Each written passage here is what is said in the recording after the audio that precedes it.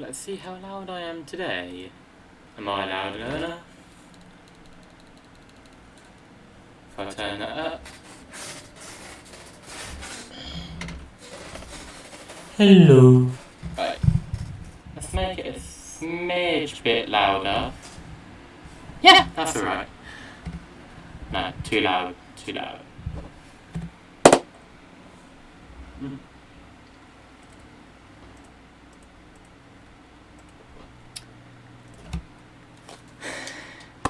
Right, hello everyone, Ian here, how you doing today? I'm going to be reacting to some Chill's video, and he uploaded it 4 minutes ago. And yeah. Let's just basically shut up and get reacting to it. Don't watch this video if you are planning on going to sleep anytime soon. You might stay up all night wide awake, hoping these videos weren't real. Number 16. A YouTuber named Sammy Pena is waiting in the car alone when a total stranger walks up and tries to open all of her doors. I think this is far from an honest mistake, because listen to how hard he pulls on the handle. He was really hoping that someone didn't shut their door all the way. But the real giveaway is how he doesn't even try to unlock the driver's door. He probably knows from experience that this door is almost always locked and not worth bothering with. Between her tinted windows and sunglasses, he seems not to notice anyone's in the back seat at all. He casually walks away empty-handed, at least until someone forgets to lock their doors. Number 15. Oh no, just move my camera. Yeah.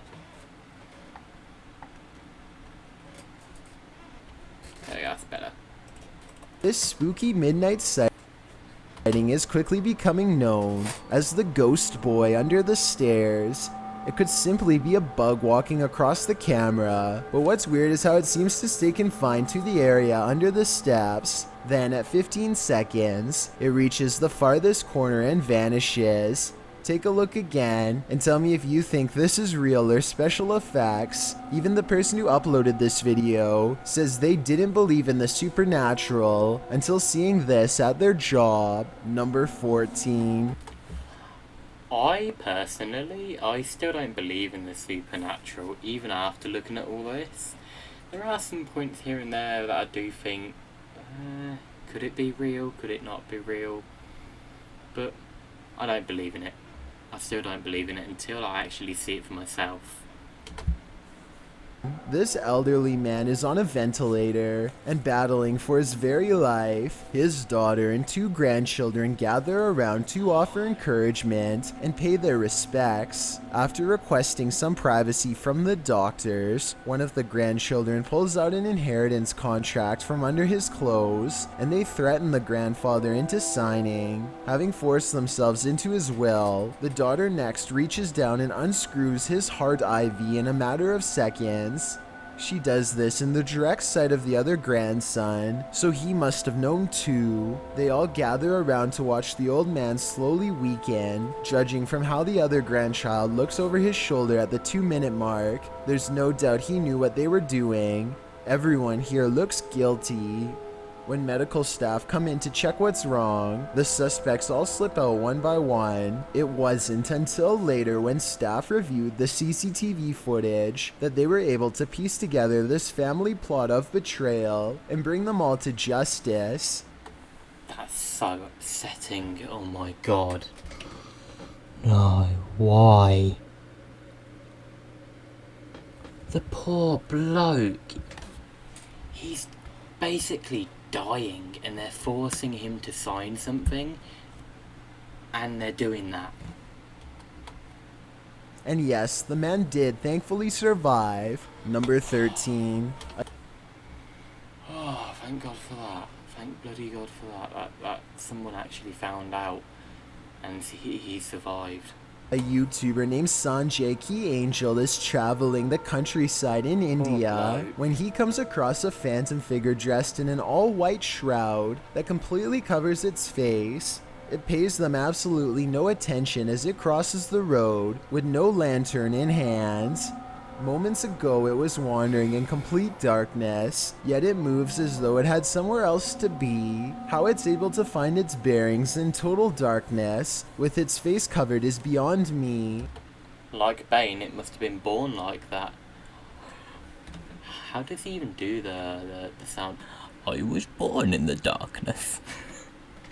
However it goes, I've never actually watched it. I've only ever heard it from Venos Gaming and all that rubbish. Not rubbish, Listen but to this part and translate if you speak the language so that we all know what they were thinking at the time. Also, tell me whether or not they sound like they are really scared. Also, tell me whether or not they sound like they really are scared or just acting.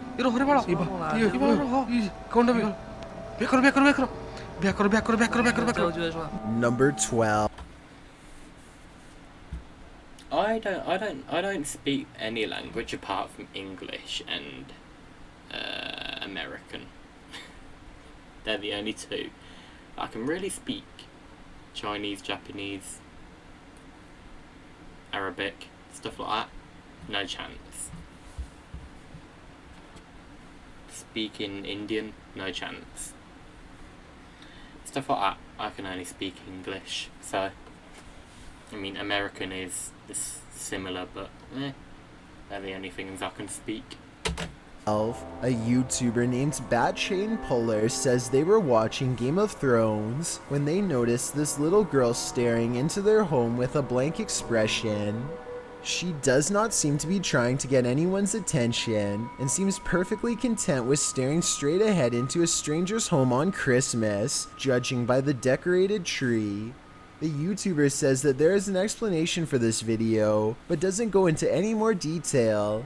Maybe they will still remember what happened all these years later. Number 11. Bro is all a student writes after staying on the bus to capture this paranormal activity.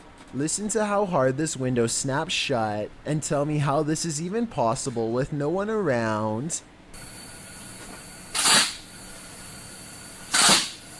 Afterwards, he claims to see two faces in the window, something which apparently happens often, and I actually see what he means. These are its eyes, and here its nose. The rest of its face is hidden. These are its eyes.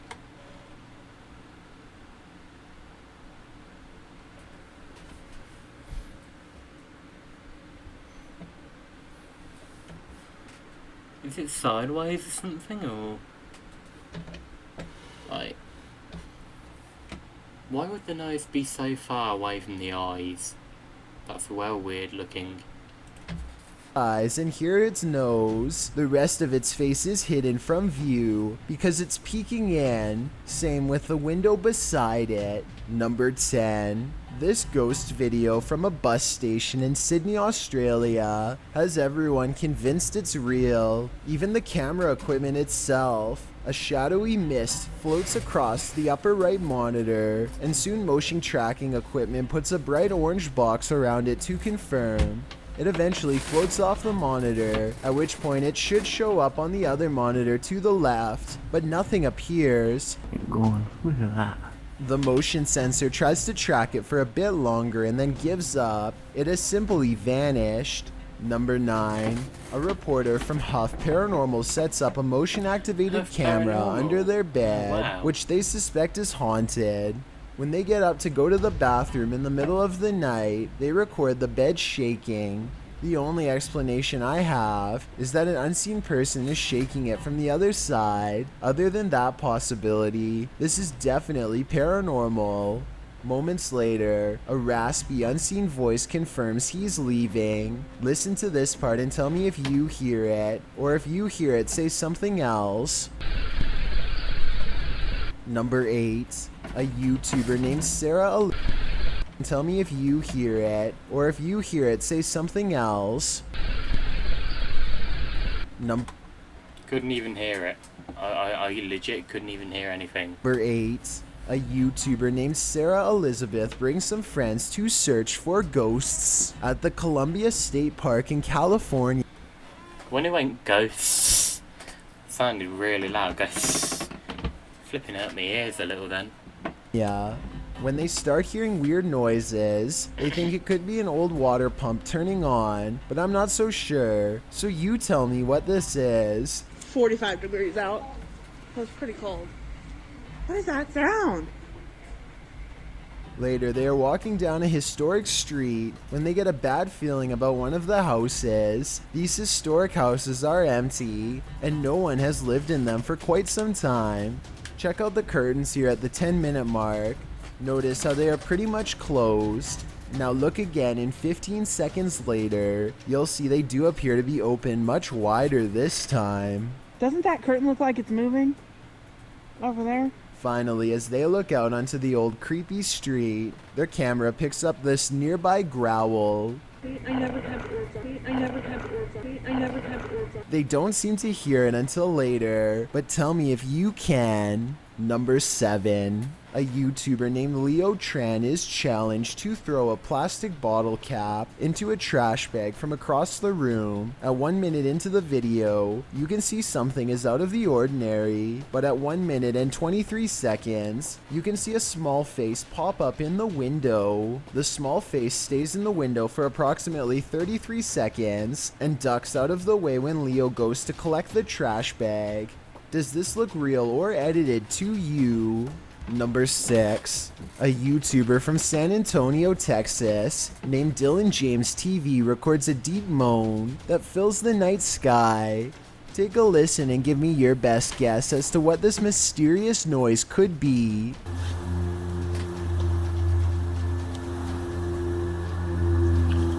I hope you can hear that. After a while, it grows closer and louder until the sound breaks directly overhead, yet nothing is visible.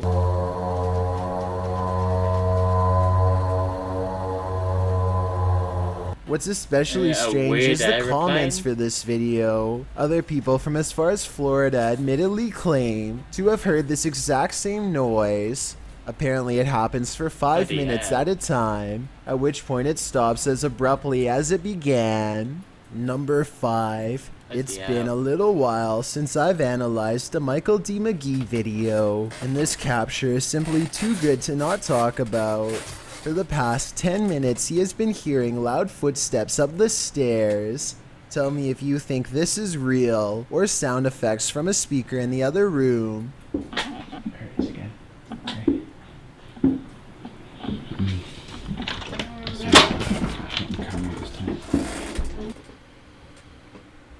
It weren't even the actual footsteps that scared me, it was how loud the door handle I think it was then. Listen.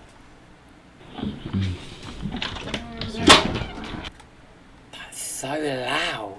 That actually legitimately scared me a little.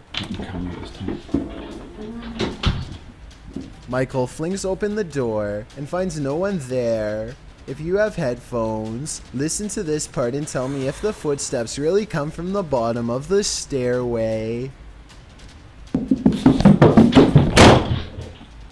They certainly sound real to me. Number 4. Sylvian Nicholas has a motion sensor camera that turned on momentarily to catch this strange airborne entity as indicated by the green box. Take a look again in slow motion and tell me if this was a spirit orb, a giant speck of dust, a bug, or something else altogether. Number 3. Tyler Heitzen is bored in math class when he notices a ceiling panel going berserk all by itself. None of the other ones are moving except this one, though I can't say why. I know it can't be a fan blowing or anything like that, because the Snapchat audio is very clear. Take a listen. That's funny. If this is real, like he says, then I think it might be time for Tyler to transfer classes, and maybe even schools. Number 2. This home surveillance video shows a round transparent object dart across someone's front yard. It starts from a walkway and then goes down a hill towards the house, perhaps looking for a way inside. Meanwhile, whatever this is supposed to be glares at the camera without moving, and when I zoom in, I think those might be horns. Before we get to meanwhile, whatever this is towards the Right, so what are we meant to be looking at? the house. This weird Perhaps thing look- here, or this? Without moving, and when I zoom in, I think those might be horns. Or it could just be a dog. Could just be a dog. Before we get to number 1, my name is Chills.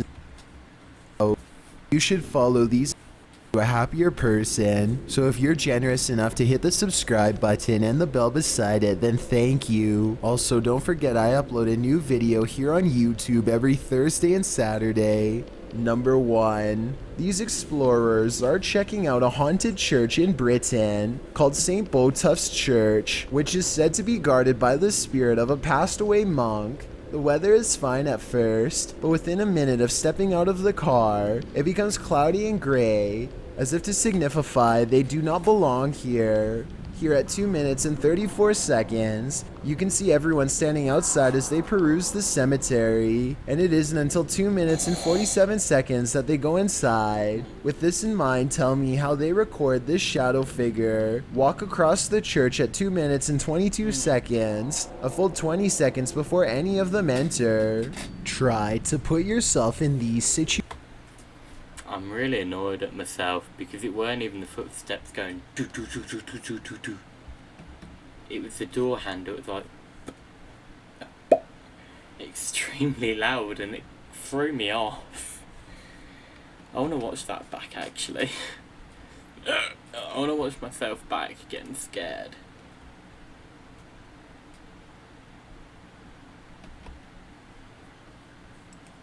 This bit, wasn't it? No.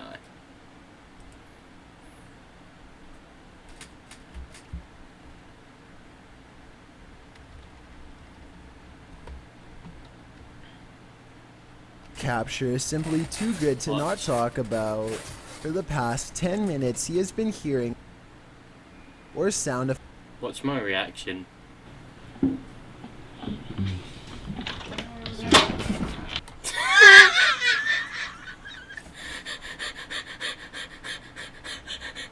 I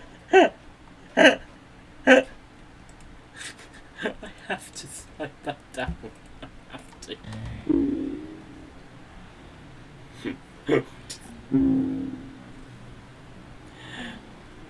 Watch it, video.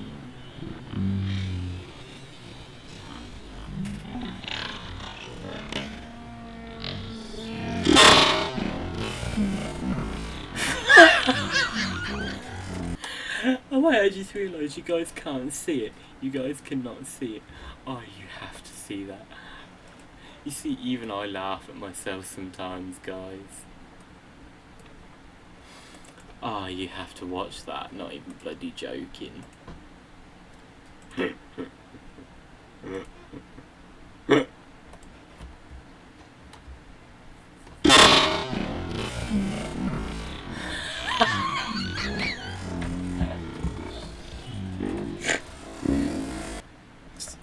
What?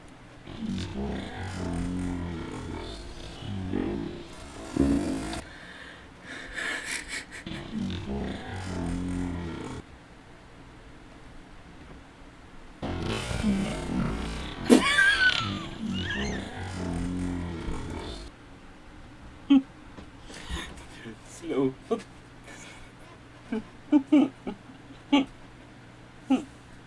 I can't, I bloody can't.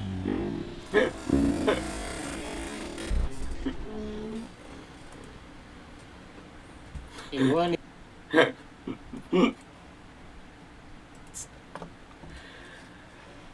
Oh god, oh my god. That's actually really funny, I have to admit. That is really funny to look at. Oh, for God's sake, this mouse, I tell you. This mouse, I tell you, it's really annoying, but that was funny to watch. Like, I actually cried in it. Even though it's me, I still laugh at myself. Because I hate myself. No. Seriously though. Yeah, that's the end of the video. Let's see what else could be here. Oh, what was in the last live stream? Top 10 stories from the deep sea.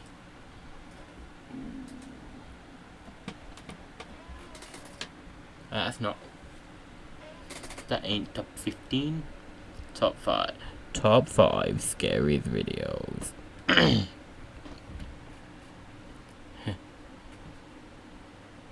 Yeah. Before we get skip. I'm exactly the same as you know.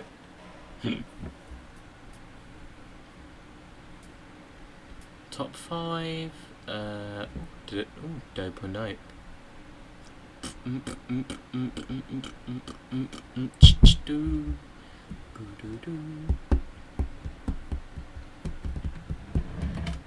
I need to look at the last live stream because I want to know what the previous video was. Not the previous video, the video that I've not heard of and I wanted to watch. Dude, what an idiot! Why is he tasing himself? This one, I believe. This one was it? No. This one, I believe. Ow. I'm sure it's this one. You working now? Are you okay? No, I shouldn't have watched that. Bloody hell. To deliver a breathtaking.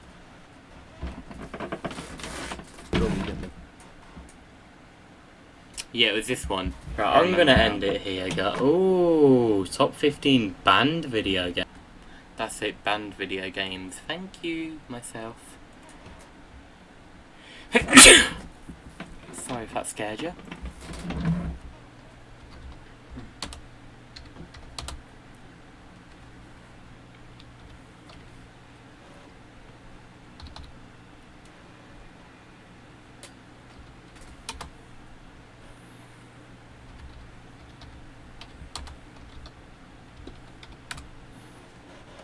Yeah. Number 15. Grand Theft Auto series, banned in Kuwait, Brazil, Australia.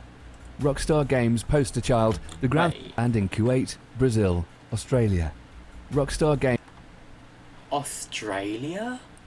Oh my god. Games poster child, the Grand Theft Auto series has players take on a variety of different characters in fictional locations based on real-world American cities, notably New York, Los Angeles and Miami. The goal of each game is to complete a series of tasks, many of which are crime-related, in order to make their way to the top. While using offensive, sometimes obscene humour, the games also have their share of political and social satire, as well as its share of gritty realism and intelligent character development. Unsurprisingly, the extreme violence in the series has contributed to a fair share of controversy. The original titular game in the series was banned in Brazil due to the high-impact violence, as well as episodes from Liberty City. However, the latter was banned due to usage of music by a Brazilian composer without permission. Grand Theft Auto San Andreas was removed from the shelves and threatened with adults-only rating in North America after a mod was discovered in the files allowing players to interactively have sex with female NPCs, known as the Hot Coffee mod. After this was discovered, the game was briefly banned from Australia, though a modified version was later released. Number 14. Harvester, banned in Germany. This game has garnered a cult following due to the absurdity of the amount of violence in the game, the poor quality graphics, and the bad voice acting. Harvester puts you in the role of Steve, an amnesiac who awakes in the mysterious town of Harvest. Steve must perform various deeds in order to gain entrance to the Temple of the Harvest Moon and solve the mystery of the town. The game includes high-impact violence and graphic gore, including a scene depicting a mother being devoured by her children. Writer and director Gilbert P. Austin made the game as a protest against censorship and to show violence is not a result of video games but as a result of social issues. This explanation did not deter any controversy, with many groups citing the blasphemous and violent content. Due to the graphic violence and extreme gore, Germany banned the game from distribution and so far has not been put up for review to attempt sales. Despite its extreme content, most players of the game cite its confusing gameplay and outright poor writing as the game's true downfall, even labeling it as the stupidest horror game of all time. Looks Number stupid 13, as well. South Park, The Stick of Truth, banned in the United Arab Emirates and Saudi Arabia, censored in Europe. Fans of the show will know South Park is the king of pushing the boundaries of what is appropriate for television and film.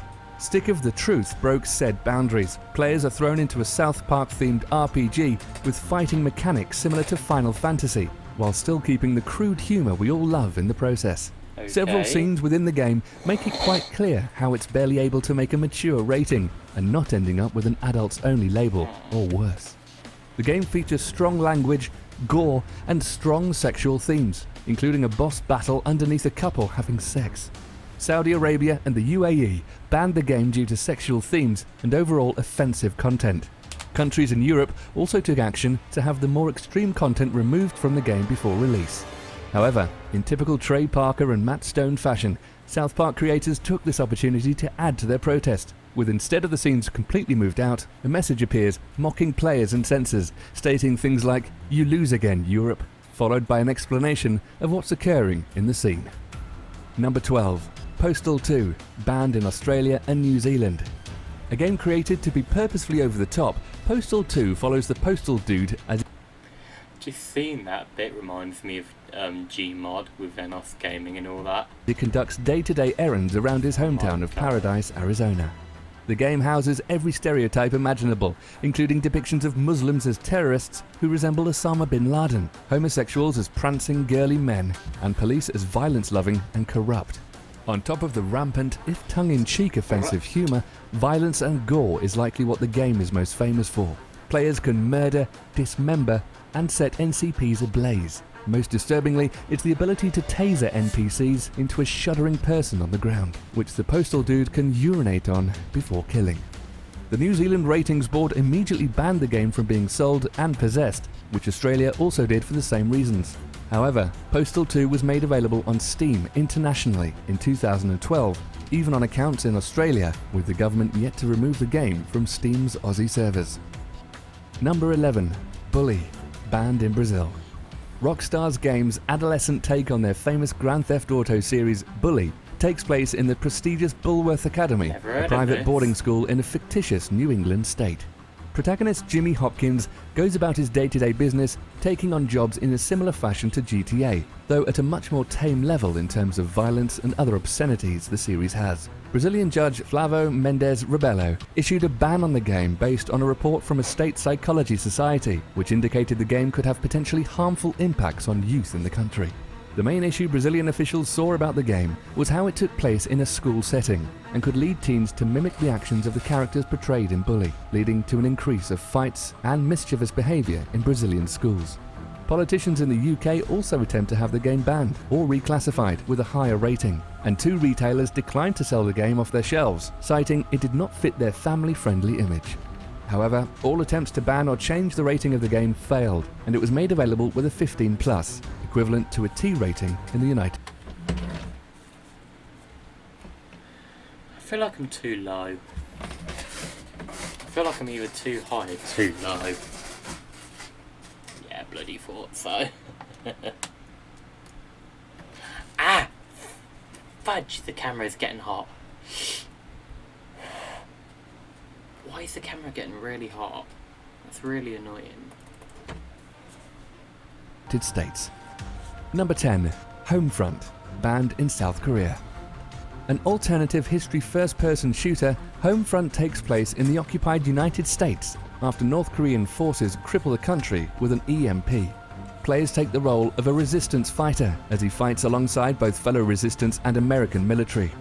Players praised the game for its frighteningly disturbing portrayal of the dystopian regime of North Korea, with one scene of a child witnessing his parents being murdered by North Korean soldiers and his heartbreaking cries of despair echoing in the player's ears hours after the scene occurs. South Korea banned the game due to the half-century-long tension with North Korea, Bloody hell. with the latter being provoked into threats of military action over the most minor reasons. During development, South Korean ship Shannon was sunk by a torpedo, which a joint South Korean-American investigation concluded was fired from a North Korean submarine. Then Secretary of State Hillary Clinton's announcement of the findings was used in the opening cutscene of the game, and officials in South Korea felt the subject matter of the game would be insensitive to those affected by the ongoing tensions, and out of respect for those who had lost their lives during the conflict. Number 9. Carmageddon, banned in Brazil, briefly banned in the UK. Inspired by the 1975 movie Death Race 2000, Carmageddon has players race NPC or each other on various racetracks, with players gaining points based on how many civilians they can run over. While not shocking for today, the graphic violence portraying mutilated body parts showering blood on the screen was shocking to audiences. Brazil outright... Ever heard of GTA? I mean, for God's sake. Briefly banned in the UK. Come on. What's it called again? Carmageddon. I want to see if that's available on Steam. I'm not going to get it, so I don't have any money on Steam, but... How do you spell Mageddon? Oh, I don't know how to spell that. Obviously car I know how to spell.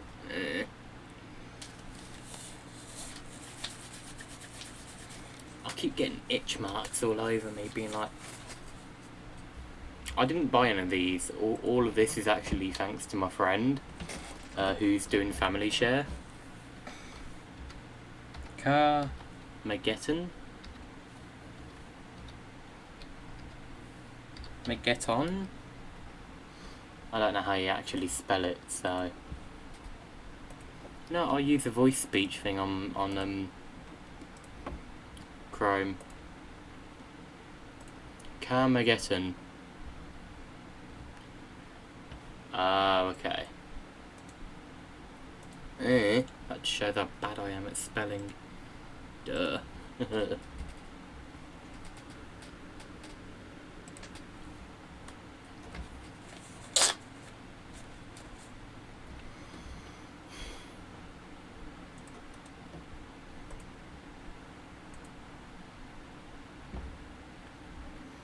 Yeah, you can get it now, obviously. How much is it? $5.99 for a pixelated game? Bloody hell. Bet I could get that for free. Bet I could get that for free somewhere else. Okay. Like I managed banned the to... game for its high-impact violence and refused any further attempts. Like I managed to GTA at some point on PC. Brazil outright banned the game for its high-impact violence and refused any further attempts to release the game there, even after censored versions were presented. The UK Ratings Board refused to give the game a rating, de facto banning sales in the country. However, they later accepted a version where players instead run over zombies in place of innocent people. Germany also included this patch, and there are even some versions replacing the NPCs with robots that spray oil on the screen in place of blood and green zombie goo. Number 8. Football Manager 2005, banned in China. Rather innocent to be on this list, the game simply allows players to simulate the behind-the-scenes management of a football or soccer team of their choice, with 50 national teams available to take control of. Controversy stirred in China after it was discovered Taiwan and Tibet would be included as separate countries.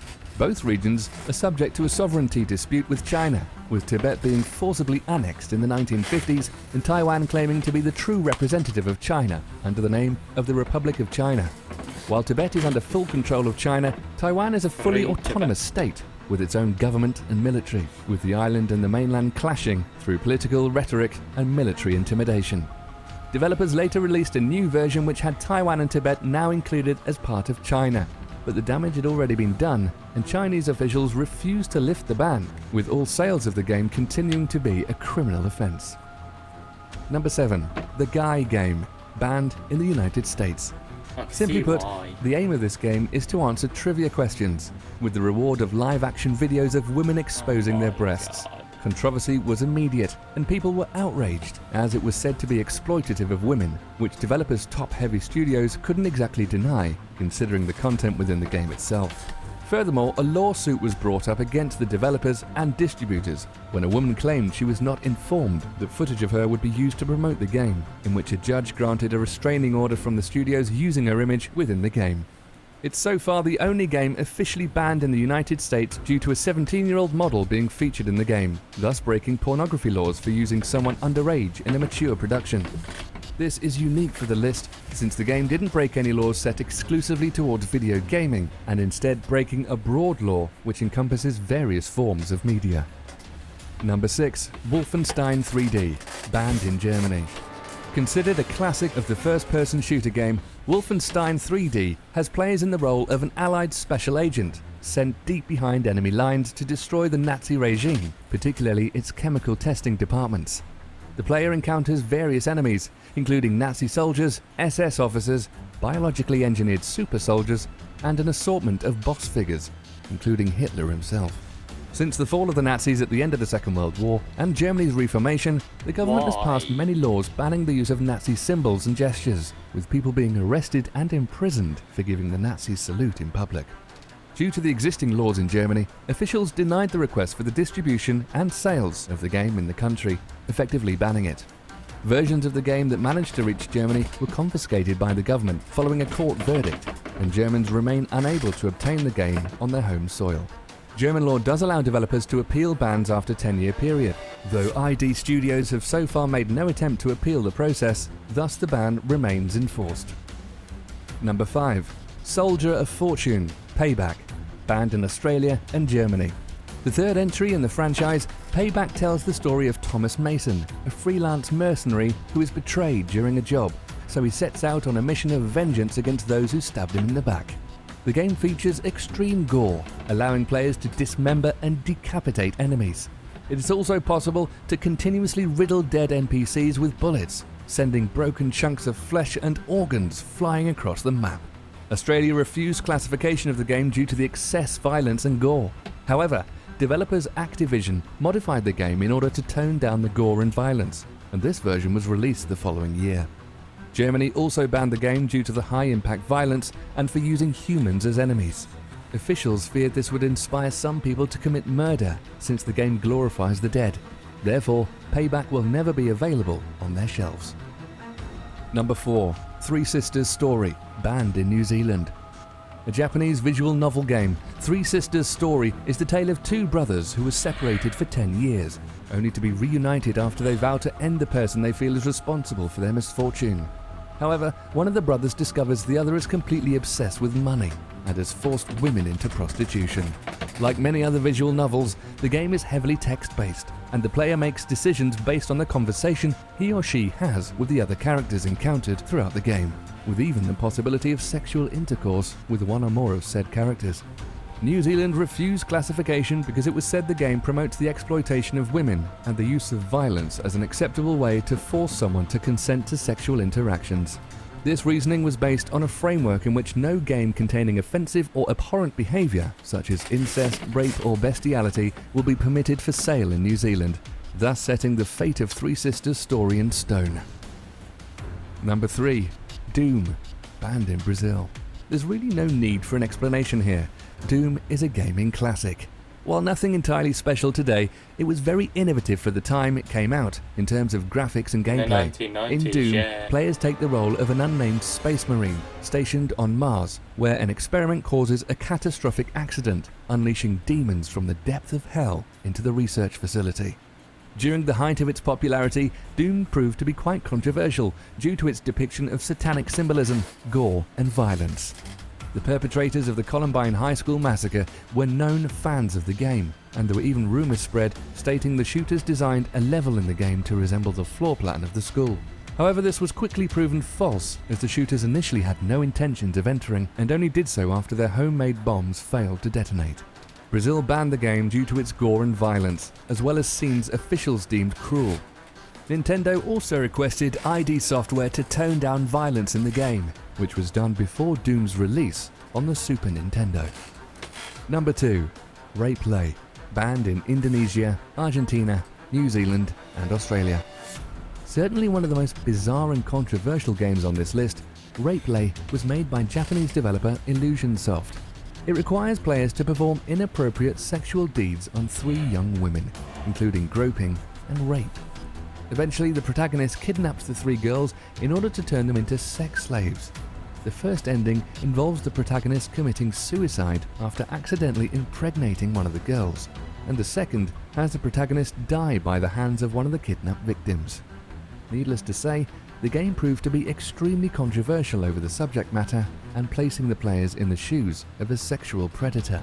After an extensive campaign by the Women's Forum, distribution of rapeplay was banned in Australia, and there was even an attempt to have Google censor search results for the game, though this was unsuccessful.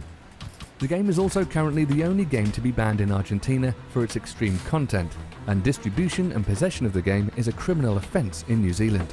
When the US Supreme Court struck a ban on selling mature games to children without parental distribution, Justice Samuel Alto referenced the game, stating, "It appears that there is no antisocial theme too base for some in the video game industry." Number 1. Manhunt series. Banned in Australia, New Zealand and South Korea, censored in the UK. Undoubtedly Rockstar's most Censored graphic in and the violent UK. game, the Manhunt series involves players performing brutal stealth executions on gang members of various different gangs scattered throughout Casa City, as part of a new reality TV show produced by an insane director.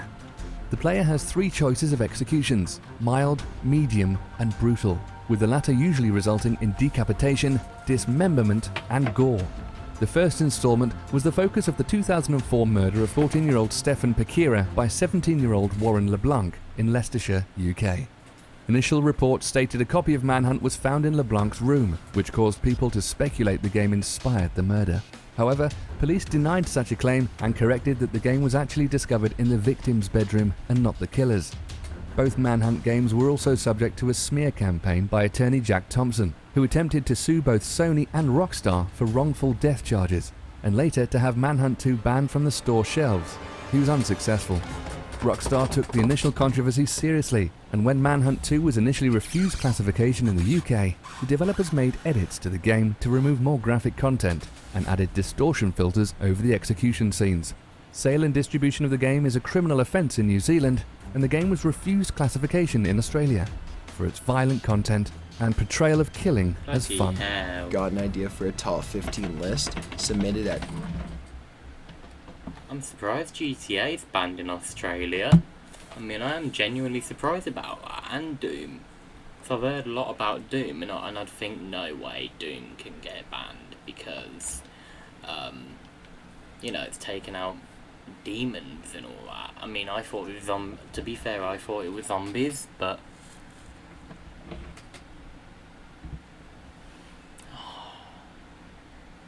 are you bloody kidding me? Youngest? For God's sake, why? Number 15. Peter Kujanowski. He worked as a railroad section hand, and as a minor, Kujanowski killed 1 adult and 2 children. However, he approached many other children who made escapes. Kujanowski was a suspect in the disappearance of Billy Gaffney, who vanished in 1927. Albert Fish would later claim to have murdered Gaffney. Both serial killers worked in the same time frame and in the same geographic area and were killers of children. He was also a suspect in the murder of Ivering Pinchley, who disappeared from Brooklyn in February 1927. Kujanowski was captured in Detroit, Michigan, confessed, and was brought to Jersey City for trial. He was found guilty of first-degree murder on November 17, 1928 at the age of 25. That sets his killings at the age of only 21. November 17th? Bloody hell. That's literally a day after my birthday. He was executed by electric chair on December 21st, 1929 in Trenton, New Jersey. Number Good. 14. Gordon Stewart Northcott. A homosexual sadist, by age 21, Northcott was living on a poultry ranch near Riverside, California. Northcott became known as the Boy Butcher. He was a suspect in the Wineville chicken coop massacres and was found responsible for the kidnappings of an undetermined number of boys. When he was tired of boys, they were shot or branded with an axe, their flesh dissolved with quicklime, and their bones transported to the desert for disposal. Only one was ever found, a headless teenage Mexican, discovered near La Pointe during February 1928, but homicide detectives identified 3 other victims.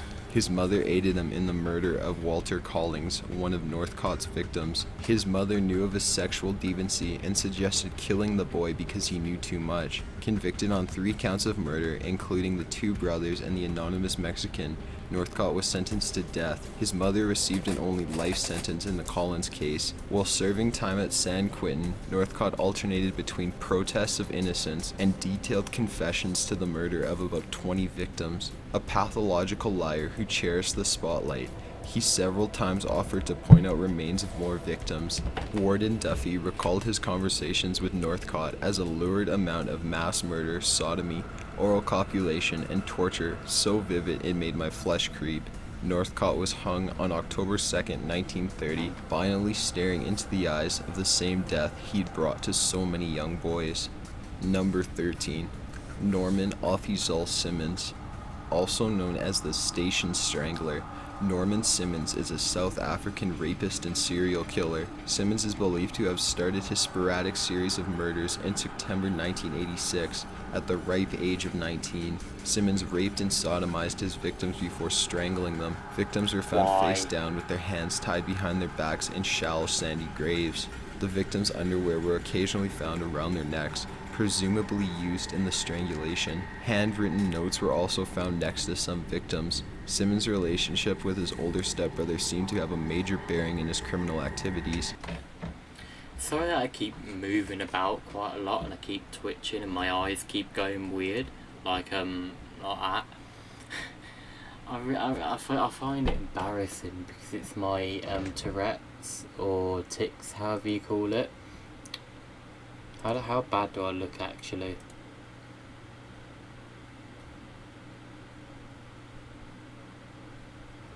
Yeah, already noticing it.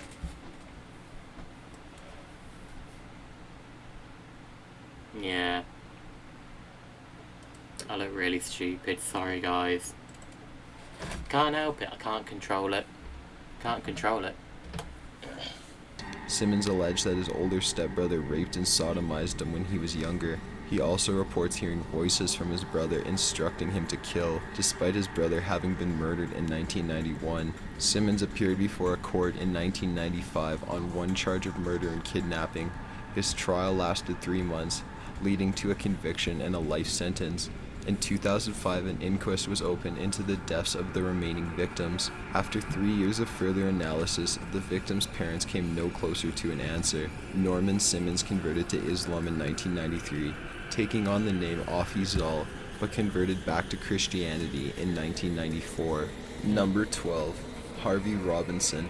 When Harvey was just 17, he committed his first murder, which was followed by 2 others in or near Allentown, Pennsylvania. Police suspect his involvement in several other attacks, possibly totaling 6 victims. The 3 confirmed victims were Joan Burghardt, a 29-year-old nurse's aide, Charlotte Chamoyer, a 15-year-old newspaper carrier, and Jessica Jean Fortney, a 47-year-old grandmother.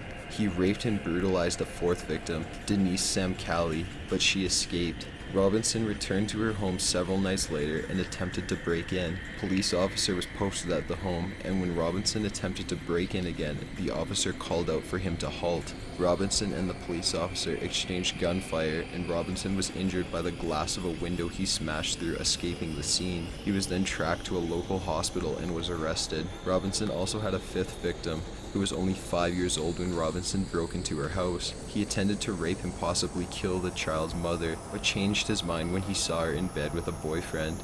Instead, Harvey crept into her room.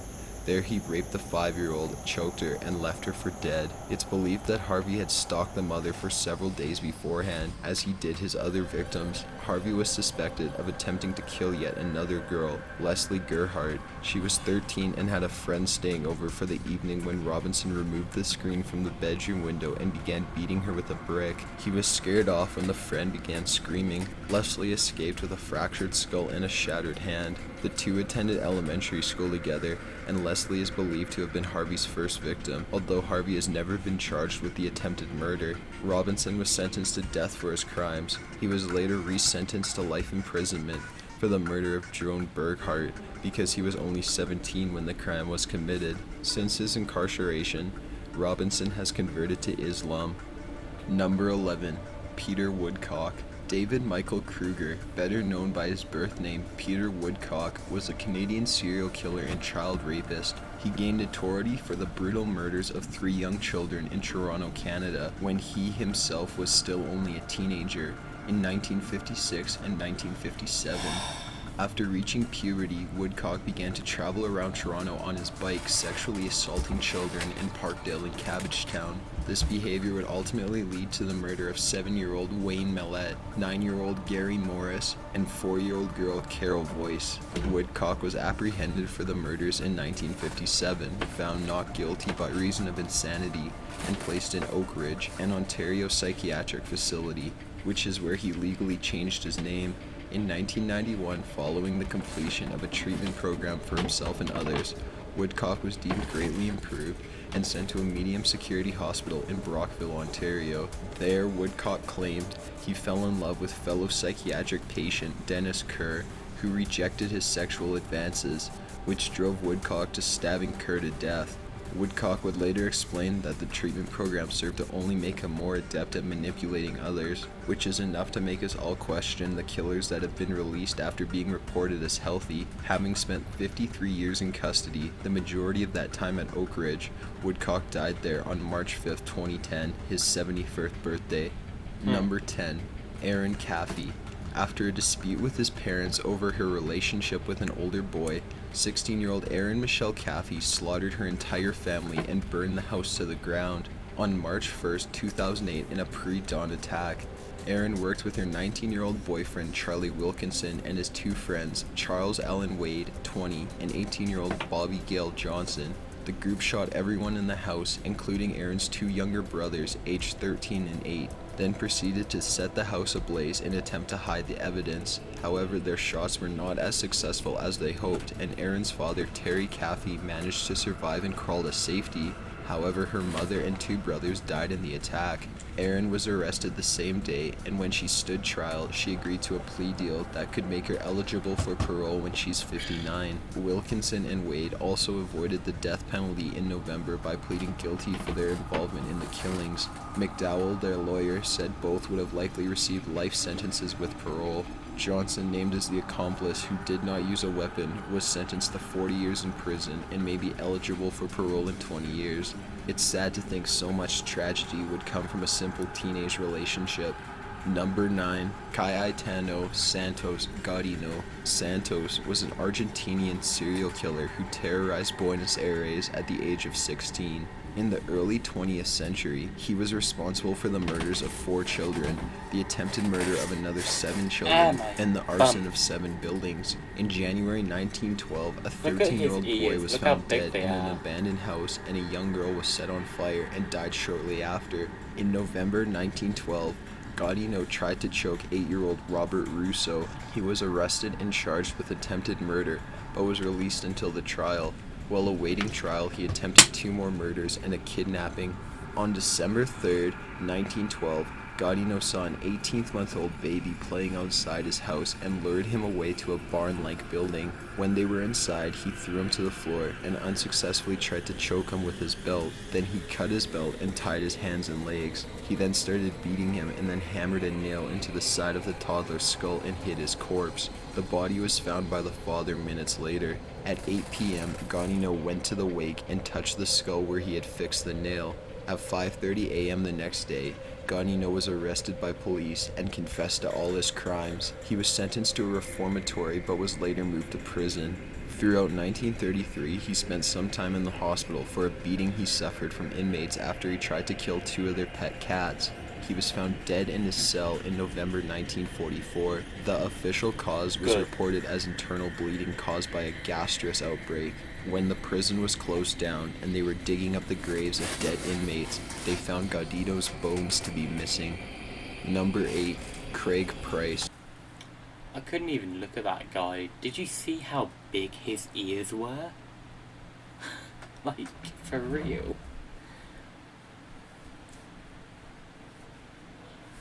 That's so horrible.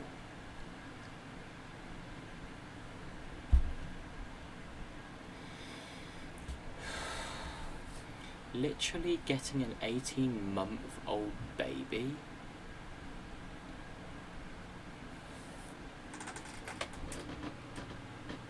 and then beating it, and then putting a nail through its skull onto a wall. I believe that's what Chills said. Just horrible people. Why do some people like him exist? Why do people like these exist? Why? What drives them to make them do stupid things like this? Ridiculous. 39-year-old Joan Heaton and her two daughters, 10-year-old Jennifer and 8-year-old Melissa, were found blood-soaked and brutally murdered in their home on September 4th, 1989. They were found murdered so brutally that the knife broke off into Melissa's neck. Police reported that Joan had approximately 60 stab wounds, while the young girls had approximately 30. The authorities believed that burglary was the suspect's main motive because the knife used was from Heaton's kitchen and there was a clear break-in and struggle. It was also believed that the burglar must have been someone from the Heaton's neighborhood who would have obtained a cut or a wound in the hand. Due to the force and number of times the victims were stabbed, Craig was spotted by the police with a bandage on his hand, but said he had smashed a car window. However, the police did not believe his story and investigated him. They found the knife, gloves, and other bloody items when they searched Craig's room. He admitted to the crime and another murder that had taken place in the neighborhood 2 years earlier. The authorities already suspected him as the murderer in that case, which was similar to Heaton's and had also started out as a burglary. Craig was tried and convicted before his 16th birthday and is still in jail. The only real motive Craig ever gave was jealousy of what these families had that he did not. He just wanted to rob them, but became angry when they fought back. He also stated that he fully intended on letting the girls live. Number 7, Harold Jones. In 1921, when he was only 15, Harold Jones was tried for the murder of an 8-year-old girl, Frida Burnell. However, he was acquitted and he returned to Aberteury, Wales. A few weeks after his return, he murdered 11-year-old Florence Little. This time he pleaded guilty to the murder charge, possibly to avoid being tried after he had turned 16, when he would have been liable for the death penalty. He also admitted that he committed the earlier murder and was sentenced to be detained. He was released from prison in 1941. Not much is known about his movements after that, but he died in 1971. His case caused a sensation at the time, but is not widely known now. However, it attracted some attention around 2010, as it was suggested by writer Neil Milkins that following his release he became the serial killer Jack the Stripper, the unidentified serial killer responsible for what came to be known as the London Nude Murders between 1964 and 1965. Number 6, Willie Bousquet. William James Bousquet Jr., also known as Willie Bousquet, was an American convicted murderer whose numerous crimes committed while he was still a minor led to a change in New York state law. He has been in either prison or reformatories for all but 18 months since 1971 and has spent all but 100 days of his adult life in custody. He is currently serving a sentence of 82 years to life at Woodburn Correctional Facility.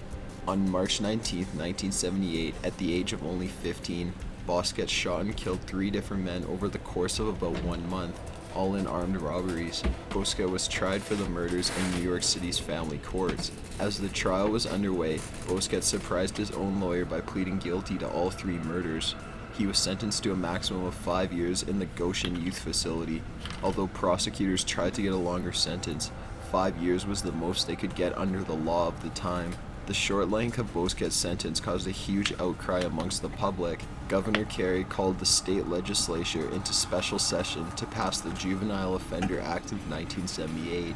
Under this act, children as young as 13 years old could be tried in adult courts for crimes like murder and receive the same penalties as adults. New York was the first state to enact a law of this nature. All of the other states have since followed suit. When Bousquet was interviewed, he explained that he committed the crimes because he knew he'd be released from prison by his 21st birthday regardless of what he did. He also explained that he knew his father was a killer and he admired him for it. Number 5. George Stinney. It should be noted that in December 2014, Stinney was exonerated on the basis that his confession was co-insered and that he was wrongfully convicted without a fair trial. However, for a very long time, he was still considered to be one of the youngest serial killers in history. On June 16, 1944, the United States set a record when they executed 14-year-old George Stinney, the youngest person to be legally executed in the U.S. during the 20th century. George was convicted of the murder of 11-year-old Betty June Benlicker and 8-year-old Mary Emma James, who were both found in a muddy hole. The girls suffered severe fractures to their own skulls inflicted by a railroad spike found some distance from the town. George confessed to the crime and said that he wanted to have sex with Betty but ended up killing the girls. He was tried and sentenced to death in the electric chair. The case was not appealed because his family had no money to pay for it. However, in 2004, George Frierson, a local historian, started researching the case after reading a newspaper article about it, and his work gained the attention of South Carolina lawyers and others that contributed countless hours of research and review of historical documents.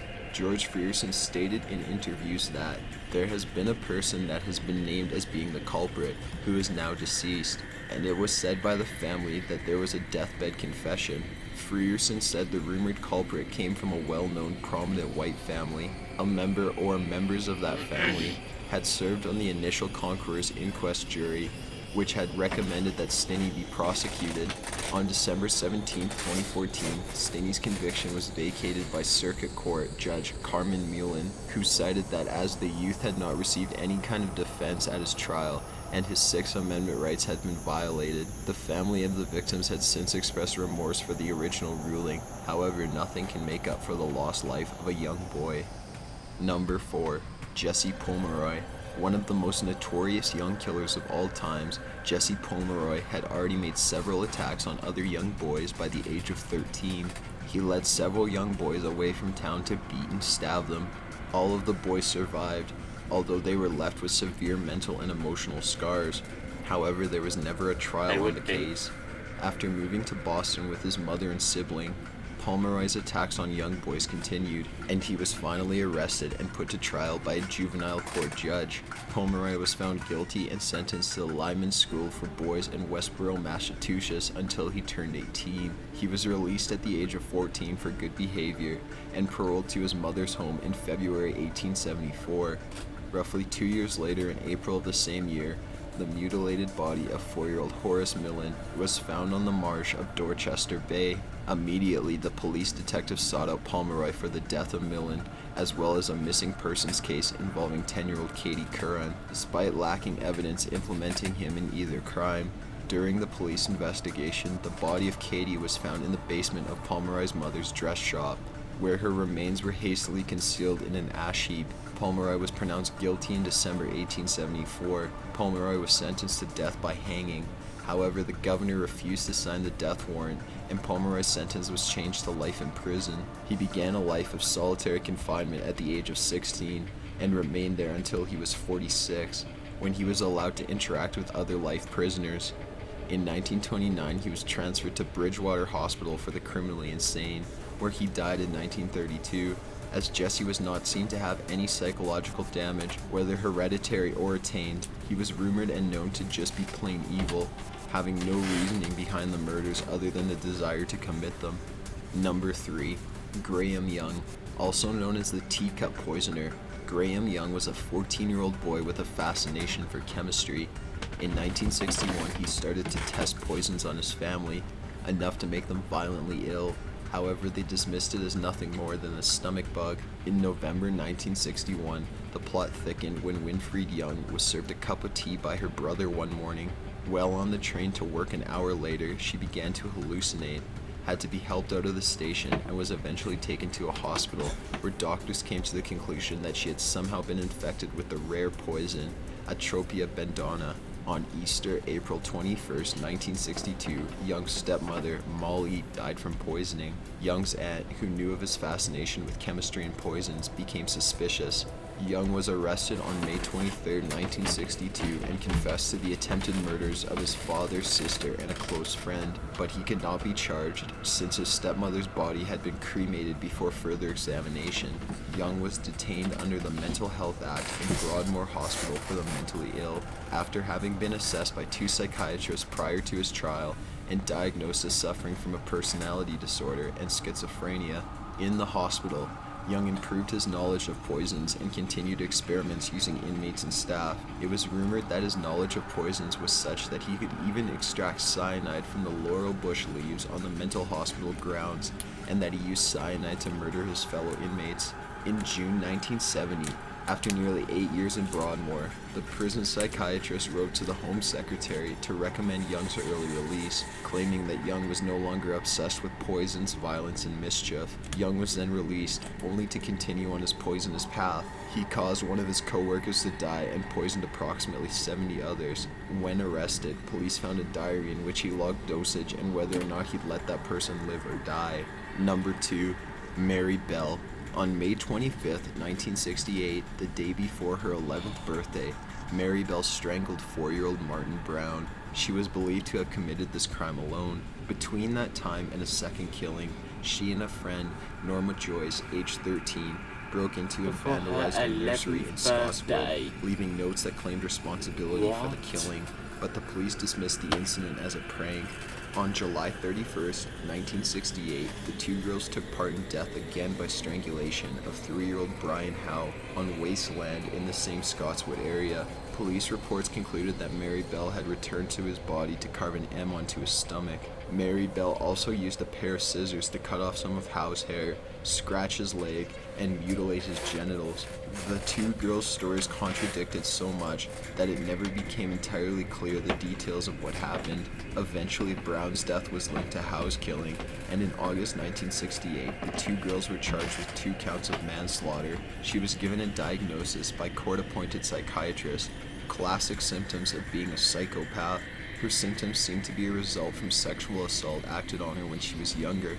Her mother was a prostitute and would make her engage in sexual acts with clients. The judge on Mary's case described her as dangerous and said she posed a very grave risk to other children.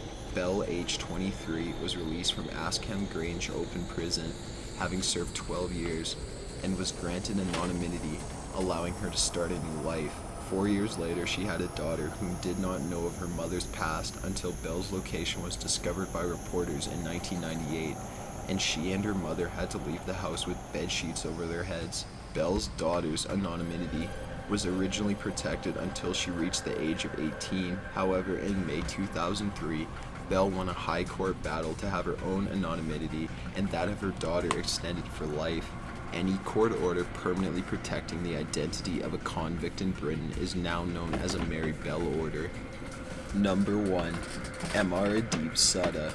Described as India's youngest serial killer, Amaradeep Sudha was charged with the murder of 3 children, including his sister, all under the age of 1 year, when he was only 8. Sudha was caught in May 2007 when the neighbor's daughter went missing and everyone questioned him. The boy later led the villagers to the spot where he tried to hide the body and told them the gory tale of how he executed the killing. He allegedly took the infant to an open field and smashed her face with a rock until she stopped breathing. It later came to light that he also killed his 6-month-old sister a few months before, as well as a cousin a year earlier in the exact same way. Reportedly, his family knew of the first 2 murders, but they did not approach the police because they believed it was best to keep the matter within the family. A police station officer in charge said the boy spoke little but smiled a lot. A psychoanalysis also added that the boy appears to be a sadist who derives pleasure from inflicting injuries. A former professor of psychology at Patna University, meanwhile, said the boy did not have a sense of right or wrong and may have a deep psychological disorder. When he was questioned at the police station, he reportedly just smiled a lot and asked for cookies. He was later charged with the murder on 3 accounts, and it was reported that officials requested he be held in a special facility as to prevent harming other children. Hold on a minute. Mum? What's that bang? I don't know if it's you. I'm not changing it. You know, like...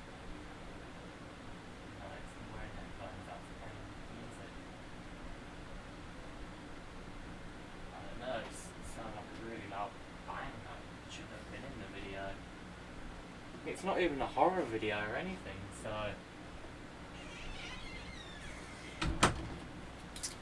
I don't know if you guys heard, it was like a really loud... I don't know if that came from outside or whatever, it just sounded like a boom. Like a really loud... Let me check the video. Logical disorder. When he was questioned at the police station, he reportedly just smiled a lot and asked for cookies. He was later charged with the murder. The boy spoke little but smiled a lot. A psychoanalysis also added that the boy appears to be a sadist who derives pleasure from inflicting injuries. A former professor of psychology at Patna University, meanwhile, said the boy did not have a sense of right or wrong and may have a deep psychological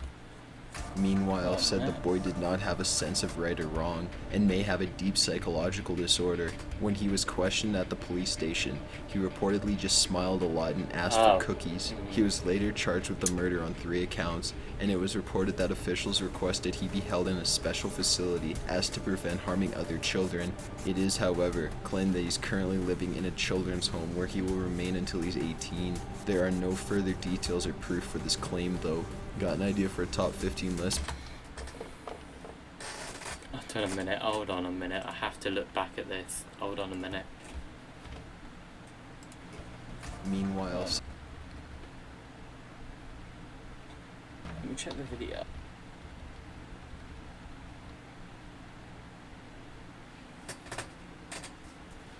disorder. When he was questioned at the police station, he reportedly just smiled a lot and asked for cookies. He was later charged with the murder on 3 accounts, and it was reported that officials requested he be held in a special facility as to... He reportedly just smiled a lot and asked for cookies. He was later charged with the murder on 3 accounts, and it was reported that officials requested he be held in a special facility. Yeah, one of them must have been the point where I thought it was a loud bang or whatever, and nah, clearly it weren't. It was a part of the video.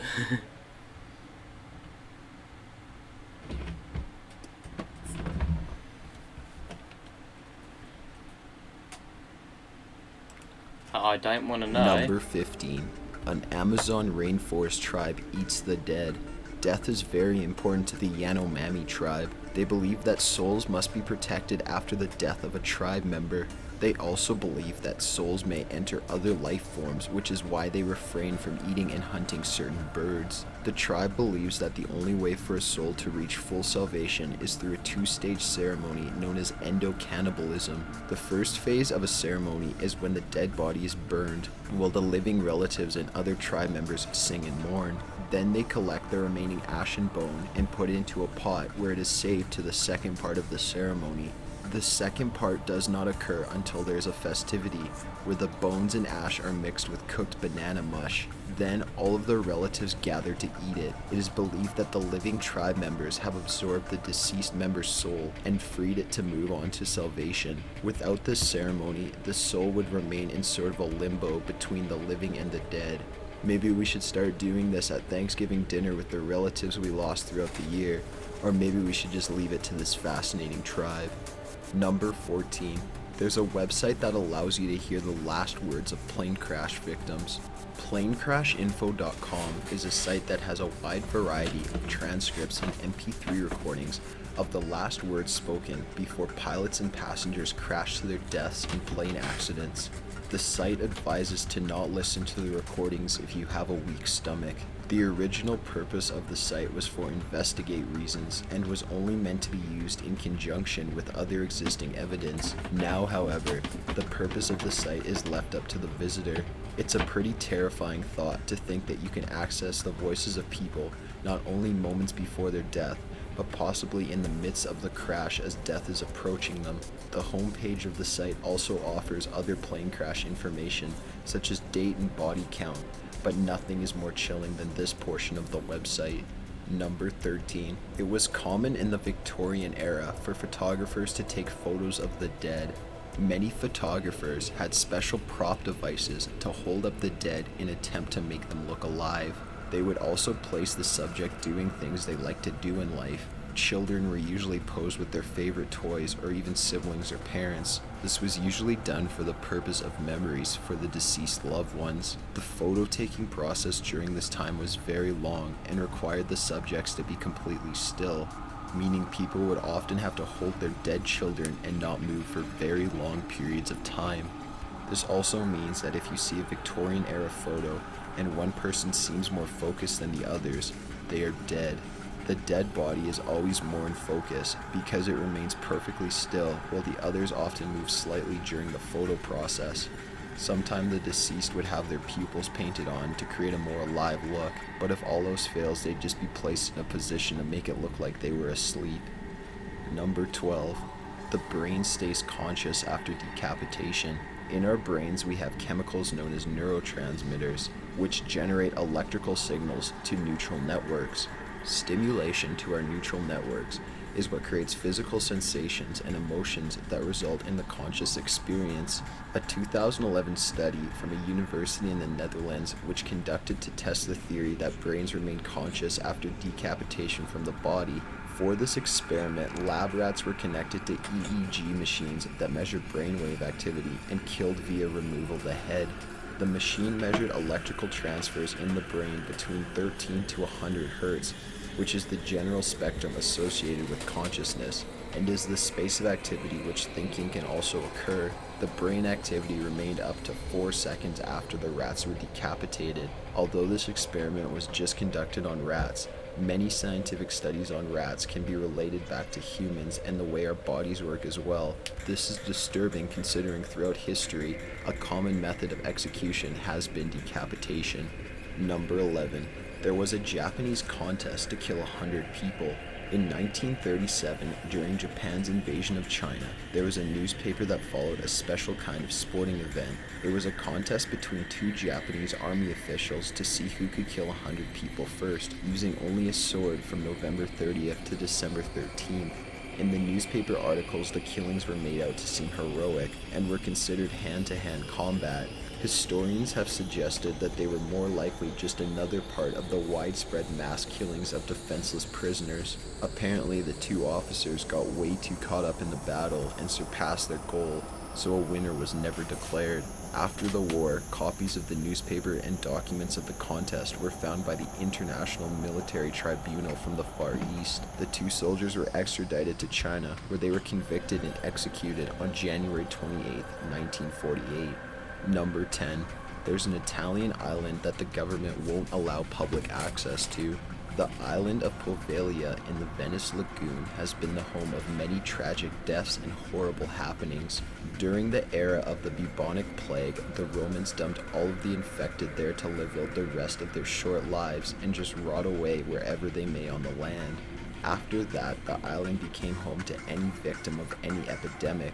The living, half-dead, and dead were dumped there and burned in massive graves. Fast forward to the 1920s, and a mental hospital is opened on the island, already cluttered with over 100,000 diseased ghosts.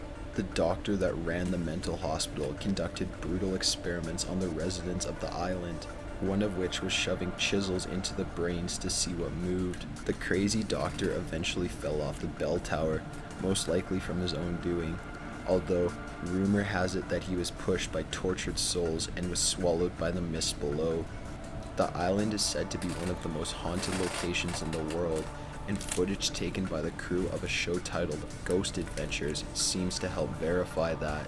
In April 2014, Italy auctioned off the island to help with their sinking economy. The winning bidder, businessman Luigi Bergano, bought the island for about $704,000. Number 9. There are over 200 corpses on Mount Everest. Over the many years of Mount Everest exploration, an estimated 216 climbers have died, and many of their bodies remain on the mountain today. There is an area on Everest about 26,000 feet known as the Death Zone. In the Death Zone, it is absolutely necessary for climbers to breathe oxygen from canisters because there's only about 1/3 oxygen available. This not only causes many people to die in their climb, but also makes it nearly impossible to retrieve the bodies of those that don't survive. The Nepalese consider Everest to be sacred and want the bodies removed, so when possible they are removed and buried properly. However, several bodies just get rolled off of cliffs into the snow below. Climbers have reported that although seeing bodies along their climb is terrifying, it's also to see how well the bodies have been preserved by the extreme freezing temperatures, and they are often used as landmarks for climbers to know where they are located on the mountain. Number 8. Suicide victims were once buried at crossroads with stakes through their hearts. There was once a time in England when suicide was considered a horrible crime, and those that weren't successful in their attempts were given felonies. Even those that got the job done were punished for what was considered self-murder. The English enforced laws to help prevent suicide, but also because they were afraid that the souls of suicide victims would come back and haunt the homes. In order to deter suicide victims were not allowed a proper Christian burial. People thought this would affect the afterlife and therefore were less likely to commit suicide. Furthermore, suicide victims that died from their attempts would be buried at crossroads, which was believed to confuse the spirit and prevent them from returning home. Driving a stake through the corpse's heart was just an added measure, and in some cases, bodies were buried near the seashore. Number 7. In New Zealand, you can keep a dead body in your home for days. A post-death ritual known as tangi hanga, and tangi is still legal in New Zealand. It simply means that if a person dies in your home, you may keep the body there for several days to mourn and care for it. Tangi usually takes place in an open space or possibly a courtyard. The mourners often sing and talk to the dead, as well as pray and clean their bodies. Mourners are encouraged to be honest about how the deceased lived their life, and even call out their faults. Although it is mostly a positive experience, the ritual takes about 3 days, with the burial being held on the 3rd day when mourners hold a vigil at midnight or sunrise and the coffin is closed. After the burial, the home of the deceased and the place where they died is ritually cleansed with prayers and food and drink. The widow or widower is not left alone for several nights following. Number 6. An entire town committed suicide. In 1945, in the town of Demmin, Germany, hundreds of people committed suicide during a panic that was caused by the Soviet Red Army, who had attacked the town the day before. During the earlier attack, women and children were raped, while men were beaten severely. In order to prevent further rape and torture, the town began committing suicide together. Many families tied themselves together and went to drown in the river. Some mothers put rocks into backpacks and held their children. Other methods of suicide included slitting wrists, consuming poison, and gunfire. In most cases, the parents would kill their children and then themselves. Not all suicides were successful. Some mothers survived after killing their children, and in some poisoning cases, the doses were not enough to kill the parents as it killed the children. The site was not cared for, and little to no documentation was kept of the tragic day. Number 5. The Nine Inch Nails album, The Downward Spiral, was recorded in the house where actress Sharon Tate was murdered by... I'm sorry guys, my Tourette's are getting terrible right now. I mean, if you look at my eyes and the way I'm twitching, I can feel it. I know I'm doing it. I'm trying to control it, but it's just getting worse. I'm gonna have to end it here. I mean, if you look at my eyes, you can see that they keep like rolling and all that, and I'm just... it's actually making me feel really exhausted and tired, and I'm not doing it on purpose, I tell you that now.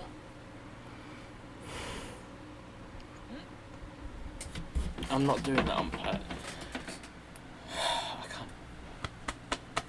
I can't even bloody talk. I'm not trying to do that on purpose, I promise you that.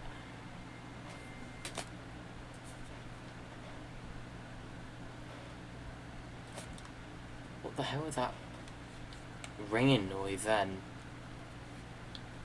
It sounded like someone trying to scream. Oh, for God's sake, it's doing it, it's happening again. It's happening again. I know that I'm doing it, and I'm trying my absolute best. It's like a quick... like that.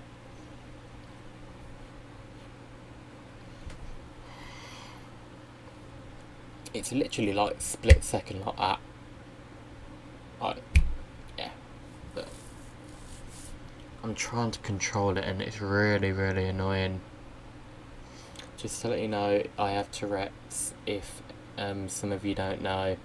So if you do see my eyes twitching and me twitching, that's my Tourette's. I'm not doing it on purpose. I am trying my best to control it, so that way I don't look stupid and all that. I mean, even though I really don't like it, it makes me upset knowing that I have it, and it hurts knowing that I've got Tourette's and ADHD and autism, and it's really annoying. Just watching the live stream back and seeing myself going like that, twitching and all that. I hate it. And even having to get up and scratch my back on the cupboard, I hate watching that because I know that's my Tourette's and my ADHD, and even now, just talking about it, I hate it, bloody hate it.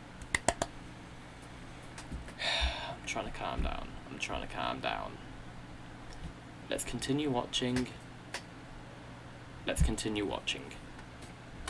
By the followers of Charles Manson, Nine Inch Nails lead man Trent Reznor claims that he did not choose the home based on its history, but actually chose it for its appearance and didn't know about the murders until a few days after moving in. Reznor lived in the home from July 1992 until December 1994, and the band's third album was recorded in the house and released in March 1994. While developing the album, Reznor struggled with drug addiction and depression, although they were unrelated to the home. Although Reznor does admit to be creeped out by the home, it eventually grew on him, and he even named his studio Le Pig based on the message written in blood on the front door of the home. It is said Reznor was also likely the last tenant of the house because it was torn down not long after he moved. Number 4. Ring Around the Rosie is about the bubonic plague. Ring around the Rosie, a pocket full of posies, ashes, ashes, we all fall down. Children throughout history have chanted these words while laughing and spinning, with no idea they were actually talking about a savage plague that stole millions of lives. The song actually refers to the second massive outbreak of the bubonic plague known as the Black Death. Black Death occurred in the late Middle Ages, about 1340 or 1400. It originated near China and was spread to Europe on rats and insects on ships. As for the song, Ring Around the Rosie relates to the symptom of a small bump surrounded by red rings common with the bubonic plague. A pocket full of posies is in reference to the ritual of placing posies in the pockets of the dead to help reduce the stench. Ashes, ashes has a connection to the protocol of burning dead bodies to prevent the passing on of the plague. We all fall down is the most morbid of the entire rhyme, referring to how many people believe the plague would be the end of the human race. Whether or not this fact is true, that will not change the fact that you'll think of this every time you hear this song from now on. Number 3. 4% of death row victims are innocent. A team of legal experts from Michigan and Pennsylvania used the latest statistical techniques to determine that many more of the 4,000 men and women who have been put on death row since the 1970s were falsely convicted. Regardless of their wrongful convictions, they were still given death row. Even today, there are approximately 200 inmates on death row that are innocent. Number 2. Blood vessels can pop in your eyes, and the results are pretty terrifying. A subconjunctival hemorrhage is where the blood vessels in your eyes pop just below the clear surface and causes the white portions of your eyes to look red. It's not usually the entire white area, but it does happen. This can occur from violent coughing, sneezing, vomiting, heavy lifting, and rubbing your eyes too roughly, or a foreign object injuring your eye. A subconjunctival hemorrhage does not cause permanent damage to your eyes and clears up within a few weeks. Depending on the case, this may also result in swelling and bruising below the eye. You might not even know this has happened to you, as it usually doesn't cause any pain. However, once you've looked into a mirror and notice you suddenly turn into a red-eyed demon, you'll know for sure something is up, and you might want to make an appointment with your eye doctor or a priest.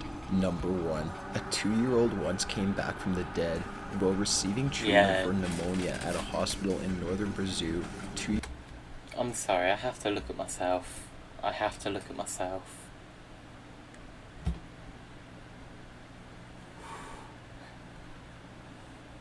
I'm just checking because that. Bleh. I've seen this one before. The 2-year-old actually came back to life, asked for a glass of water, and then lay back down like he was dead. And then the parents actually took him back to the hospital, and then the doctor said there was no signs of life, which is creepy AF. 2-year-old Kelvin Santos was pronounced dead. He was given to his family, who held an open coffin wake at their home the next day. Just an hour before the funeral was set to begin, Kelvin sat up in his coffin and asked, "Daddy, can I have some water?" Everyone began screaming and praying. Then the boy promptly laid back down. His parents thought it must be a miracle, but as they tried to wake him up again, they had no luck. They rushed him to the hospital, where he was re-examined, and the doctors confirmed the boy was lifeless. The funeral resumed around 5 p.m. later that day. Doctors believed it was possible that the body of the young boy only came up in response to natural post-mortem muscle movements, and that the family imagined the boy speak. However, an entire family hearing a boy say the exact same thing seems unlikely, and it is possible that Kelvin was not dead to begin with. Got an idea for a top 15 list? Oh no.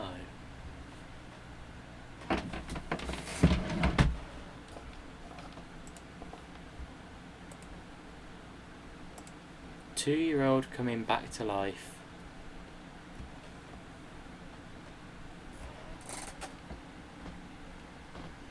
Dead toddler wakes up at funeral. Welcome back.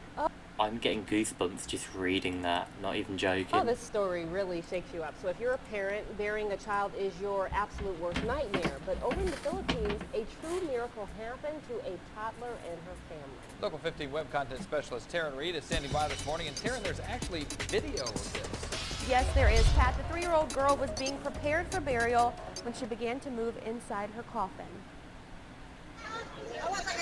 No way. A neighbor of the family had opened the girl's coffin to adjust the body when he noticed a slight movement of her head. The girl was apparently pronounced dead 2 days earlier. Video footage posted online shows the ceremony erupting in chaos as a man and woman, identified by the Philippine Star as the girl's parents, pick her up out of the casket and wrap her in blankets. The police inspector told the paper he was not the proper authority to pronounce on a medical case, but did confirm the parents said the girl had, quote, severe fever for days, so they took her to a medical clinic on Friday, where she was pronounced dead early the next morning. After the funeral incident, the little girl was doing well enough to go home after some tests were done. Medical personnel will check on her condition in the coming days to make sure she is improving. You can see this video again on our website. Check out the Around the Web section my of God, that- 15tv.com. Can't even wrap your head around that, for that to happen, to go from sad tears to happy tears, knowing That was very lucky then. Because she could have literally been buried alive.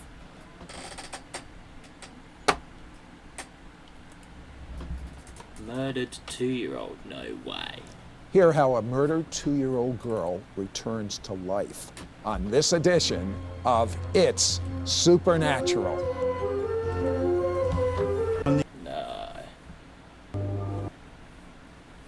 And my son Brian came running in and said, "Mommy, a boy has just taken Teresa." What happened in your heart? Everything stopped. My world stopped because it was obvious that my son was very upset. And I asked him which way, and he pointed up the street. And I just ran out the door and ran up the street calling her and looking everywhere for her. And how about you? What were you doing? I was downstairs. I heard a commotion upstairs, so I ran out the front door and I saw Brian. He was obviously in distress. I said, "Brian, what's happened?" He said, "A boy's run off with Teresa." So I said, "Hop in the car," and he pointed up the road, so we followed it that way. Saw Pam, but no Teresa. And immediately we began calling on God, saying, God help, just spontaneously. Our phone wasn't hooked up at that point, so we ran to a neighbor's and dialed 911. You were just moving into a new house. That's right, brand new house. And we said our daughter's been abducted. She's wearing a blue Mickey Mouse t-shirt, red shorts, sandy hair. And then we began searching the neighborhood. Talk about an adrenaline rush, just going house to house, meeting our new neighbors. This isn't supposed to happen. This happens to someone else, not... No. Not in a little town. A boy is taking your 2-year-old. And did you call the police? Oh, absolutely. Yeah, we both called 911 separately. I ran to my neighbor and met her for the first time. And Bloody hell. Hold on, I want to look at the end result and, you know, but I'm going to have the toilet first. I'll be right back.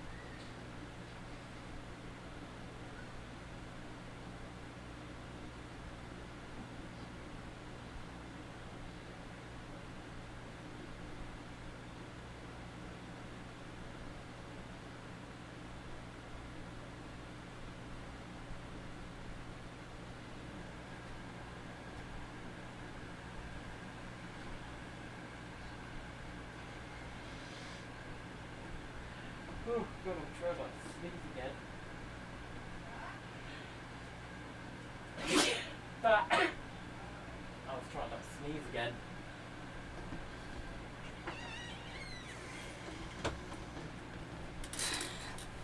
Let's hope my blood vessels in my eyes didn't pop just then. I wonder if it'll cover your eye, like blood covers your eye. I have to keep checking now, like legit, I have to keep checking. Are they both alright? Ow, just doing that and then doing that. Feels weird. and said, I know I have a horrible accident, please let me use the phone, and called 911 and told them the statistics. And immediately it seemed like God was acting in our behalf, because the dispatcher was a friend of ours who also knew God. And so took the information but was able to begin to pray with us. Now, I understand, was it your mother that had dreams before this happened? That we learned after the fact that my mom had dreams 3 nights in succession that Teresa had been injured by someone. She was lying dead on a piece of grass. Each night she saw Teresa's body dead. She woke up in a fright. She said, God, I don't know what's happening, but take care of my granddaughter. We believe that God inspired that or allowed that to happen in order that prayer could be up front to help circumvent things. Well, he was warning you to pray, is right, what was exactly. going on. So where did they find Teresa? Teresa was found 45 minutes after we called 911 in a culvert. She had been beaten and she was naked. She was submerged underwater. He'd actually placed concrete blocks on her body so that it wouldn't float away. The only thing that was exposed was one little foot. How could they even find her? With a concrete block over her, a little foot out of a stream? Well, it's supernatural, Sid. 2 people in the community that we really didn't know at that time, Christian folks, were at a Taco Time restaurant. And they just heard the news that our daughter was missing and presumed abducted. While they were sharing their lunch together, suddenly one of them had a vision of a great, huge, red 8-sided stop sign. Her companion across the table said, I just have this urge to yell, stop. They said, well, we can't do that here in a restaurant. And then the vision changed. And there was a person that seemed like in a khaki uniform walking over a bridge looking for someone. They both spontaneously yelled, stop, in the restaurant there. The vision changed again. This woman saw a creek about 18 inches deep, fast running water, a little child lying dead, pinned by concrete blocks, eyes fixed, dead. We believe if you could synchronize your watches and get it all on tape, one of the police were searching for our daughter, sheriff's deputies, all sorts of community members, but one neighbor was walking down this creek bank, and she took a little peek inside of culverts, and then she planned on walking on. And she said her feet froze. She couldn't move, Sid. And she said that's not good enough. She got down, waded in the water, went through the wooden grill, and found our daughter's body there, weighted down with concrete blocks. How long had your daughter been underwater? Between 30 up to 40 minutes. It's hard to say. Well, when the paramedic found her, what did he do? Our reports was when they saw her initially, they were just appalled because she was dead. The paramedic said, I've seen people that are, quote, dead and can be revived, and people that are simply gone. And Teresa was gone.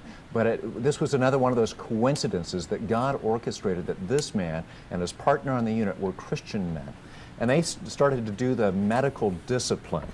But they also were laying their hands on and calling on the name of Jesus to bring life back into this little child. Now, I understand they did something so that sand came out of her mouth. What was that? He said when he saw her, he saw that they were doing vigorous resuscitation. But if she was dead, why were they doing this?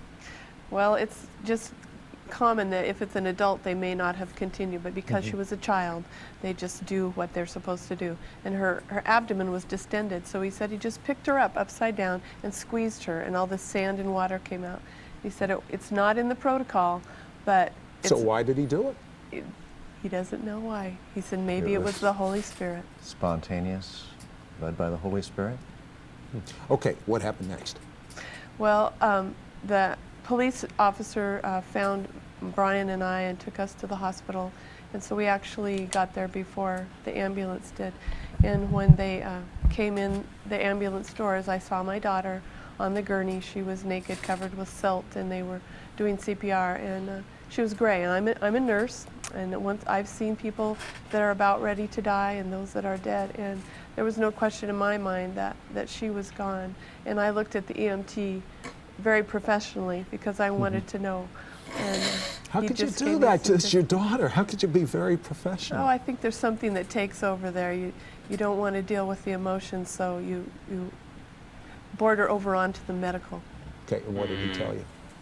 He just told me what he had seen and that they were taking her to the ICU.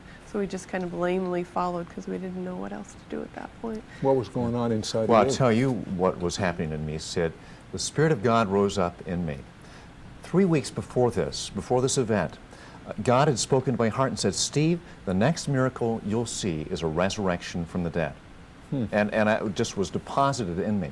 When they brought... I don't believe in stuff like this, but hearing this is definitely giving me goosebumps, I have to be honest with you. But I'm proper getting goosebumps. Wow. I mean, if there really is a God, I'd like to hear something like that. I'd like to know about either myself, one of my family members.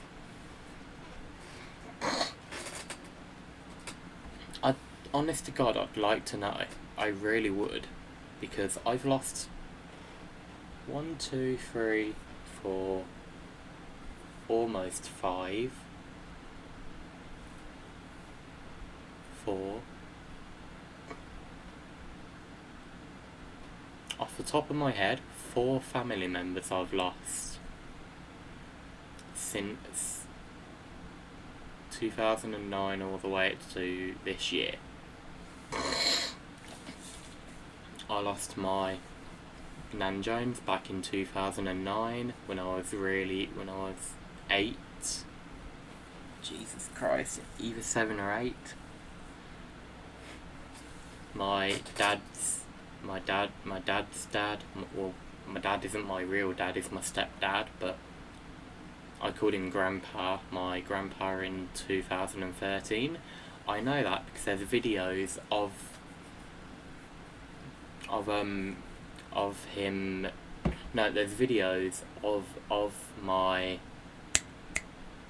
There's videos of me on my kiddie Zoom camera talking about that my grandpa's dead, and it was either the 12th or the 15th, I believe I said on the video. I know I spoke about it, a day later on the 15th on my kiddie Zoom camera. And yeah. And then this year, obviously, I lost my Aunt Kim, as I've mentioned many times, from... I forgot what she died of, but she had loads of stuff that... She had pneumonia. I think it was pneumonia that killed her, actually. And then I lost my Uncle Jeff, who sadly died of cancer. My Aunt Kim was my nan's sister, and my Uncle Jeff was my granddad's brother. So I don't know if my Aunt Kim and Uncle Jeff knew each other, or... My Uncle Jeff actually fixed a certain part of my desk. I'll have to show you guys right now.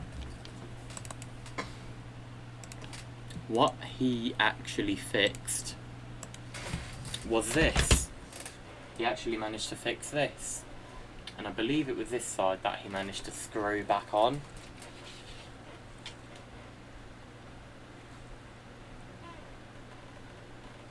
I think it was this side. Let me check.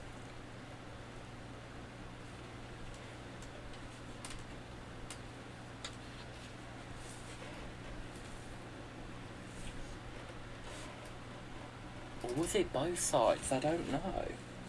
I don't know if it was either one side or both sides, but I know he fixed this. And that's what holds my keyboard and all that on. So... if it weren't for him, I wouldn't even have this right now, holding it in my hands. So,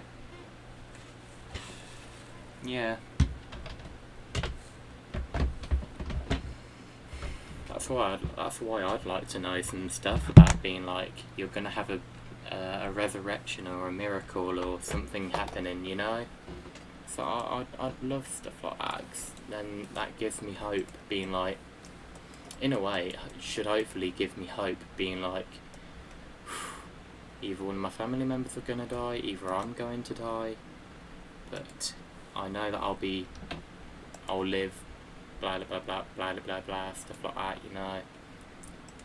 But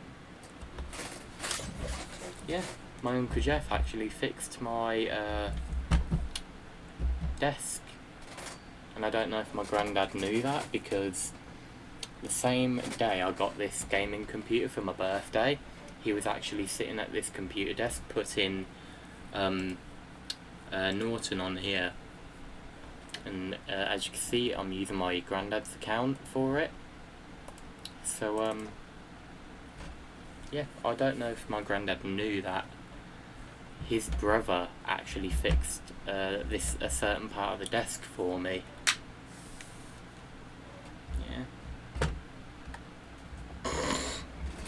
Teresa in through the ER room doors. We had no idea what had happened. She was just missing.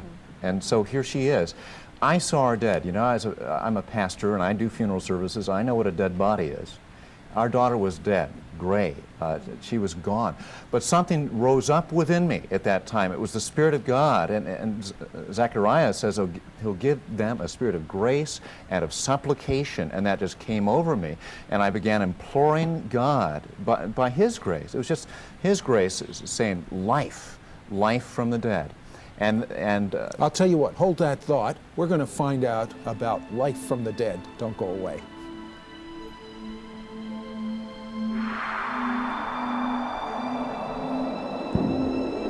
We'll return with Sid Roth and It's Supernatural right after this. I want to look at the history of It's Supernatural.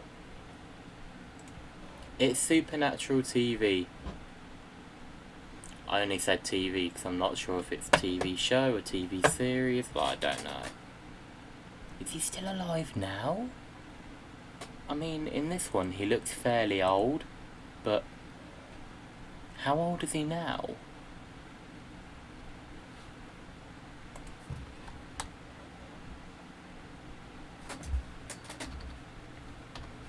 Host.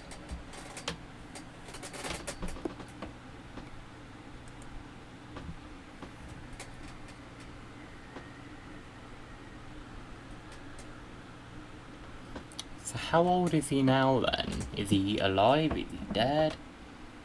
40th of September? Bloody hell. Is he still active today? Hold on, so is he still alive? I don't know. 79. Bloody hell. Around 79.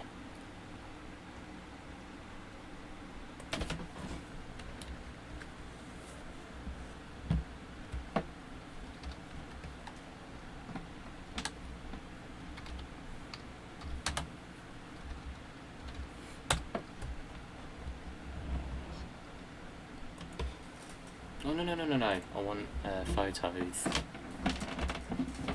Wait, so...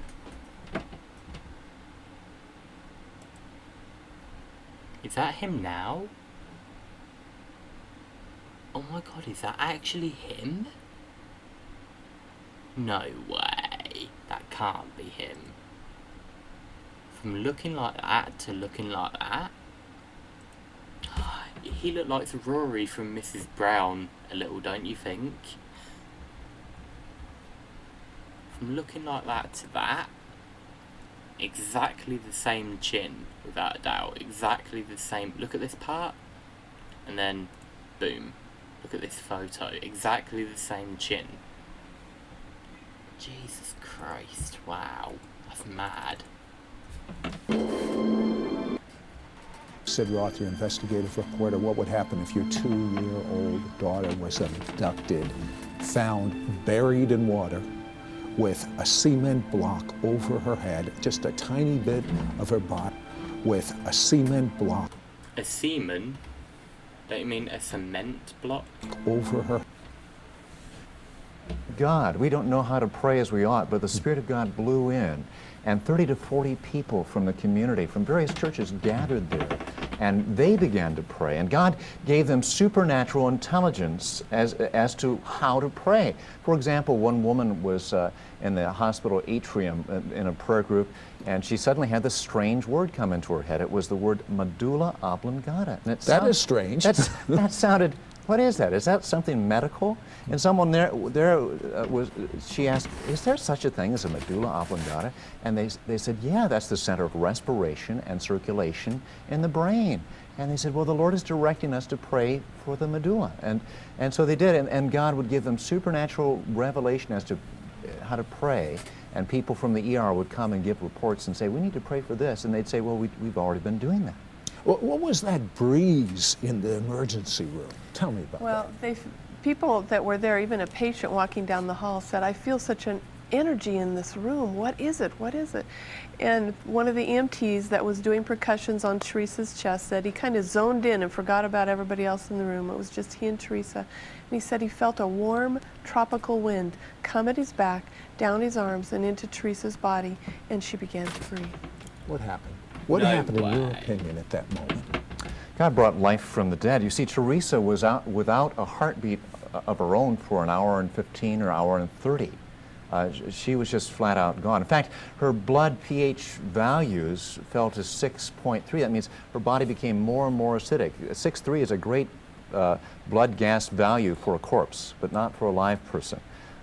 Medical people will say it's just unthinkable that someone But wait a comes second. I have heard of people that are underwater for a period of time, and because the temperature of the water or whatever, they do survive. What about in your daughter's case? Well, this was a warm July day, a warm creek.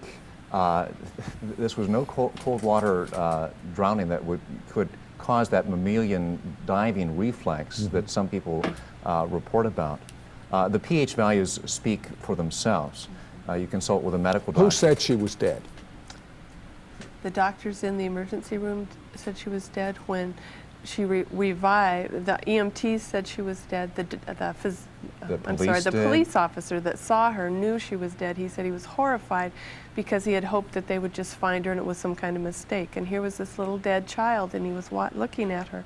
And he was in the ambulance while they were doing CPR, holding her chest, watching them work on a dead body. And he actually went out to look for a murderer, and then when he heard that she had been revived, he was astonished and rededicated his life to Christ. What happened to you when it really dawned on you your daughter is dead? Did you believe she would come back to life? I had not heard God speak to me about that, so I surrendered myself to the Lord, and I thanked him for the 2.5 years that I'd had, and I reminded him of all that he had done in those years and the joy that I'd had in her life. And if that's all that he gave me, I was going to thank him for it, but I wanted more. Steve, you really believed she was going to come back, didn't you? God is a God of signs and wonders, and too often I have to be honest.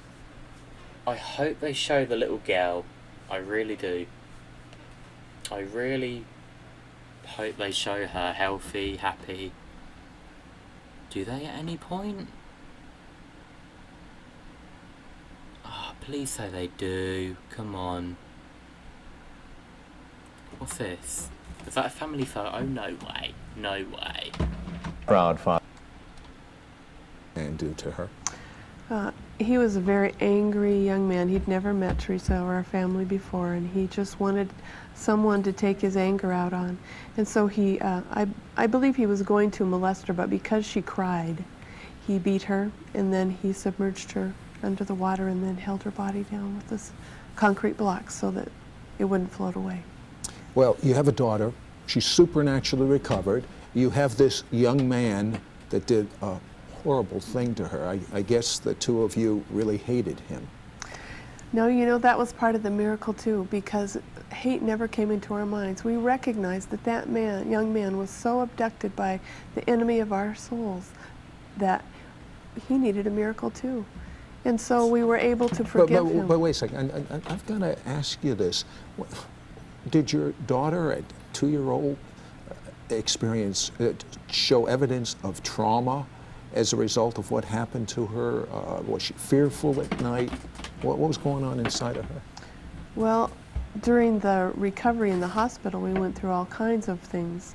We really had to fight for our daughter in prayer. We really had to seek God continually for a full recovery. But she has no remembrance of this whole incident. She is not afraid of water. She loves to swim. She is not afraid of strangers or other people. She just has a full and abundant life. Wonderful. You forgive this young man. What about you? You're the father. You know, absolutely. And there was no hatred or animosity. We saw him as an abducted person by Satan, abducting a little child. And our heart's prayer is that this young man's life would be changed. That, what happened to him? Well, he was found. He did give a confession. He's now serving life in prison. Our hearts go out for him. We pray for him. Have you tried to be in contact with him? Yeah, I have. I've tried occasionally to correspond with him. He doesn't write back. But we saw him in jail during those early days. What did you say to him when you saw him? You know, I just affirmed to him that we love him and that Jesus Christ is real and his life can be changed. Steve, this was a horrible thing that was done to your daughter. How can you do this? Well, it's supernatural, Sid. It's the supernatural power. I agree with Sid. It was a horrible thing. But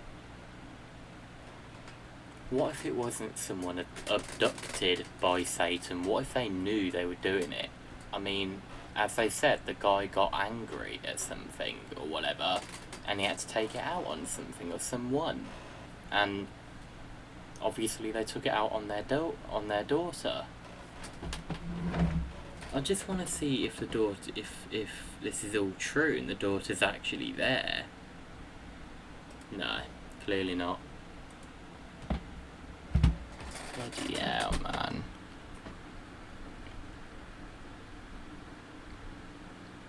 Horrible AIDS is one of them straight away.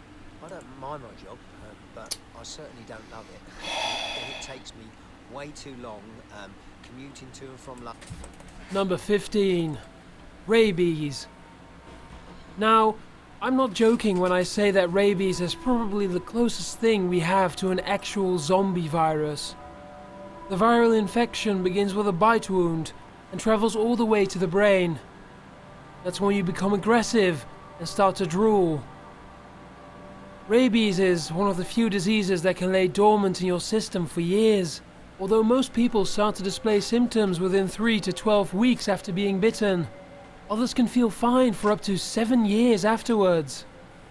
You might go to sleep normally one night and wake up completely rabid the next.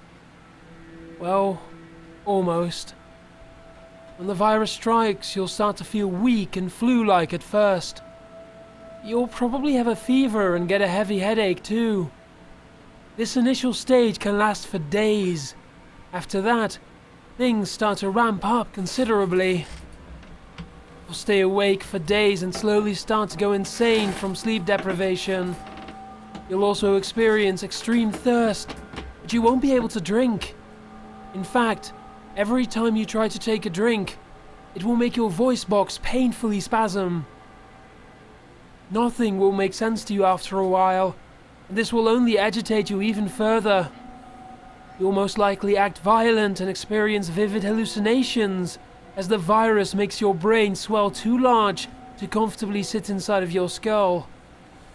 You'll shake, feel numb, and lose control of your muscles until you die.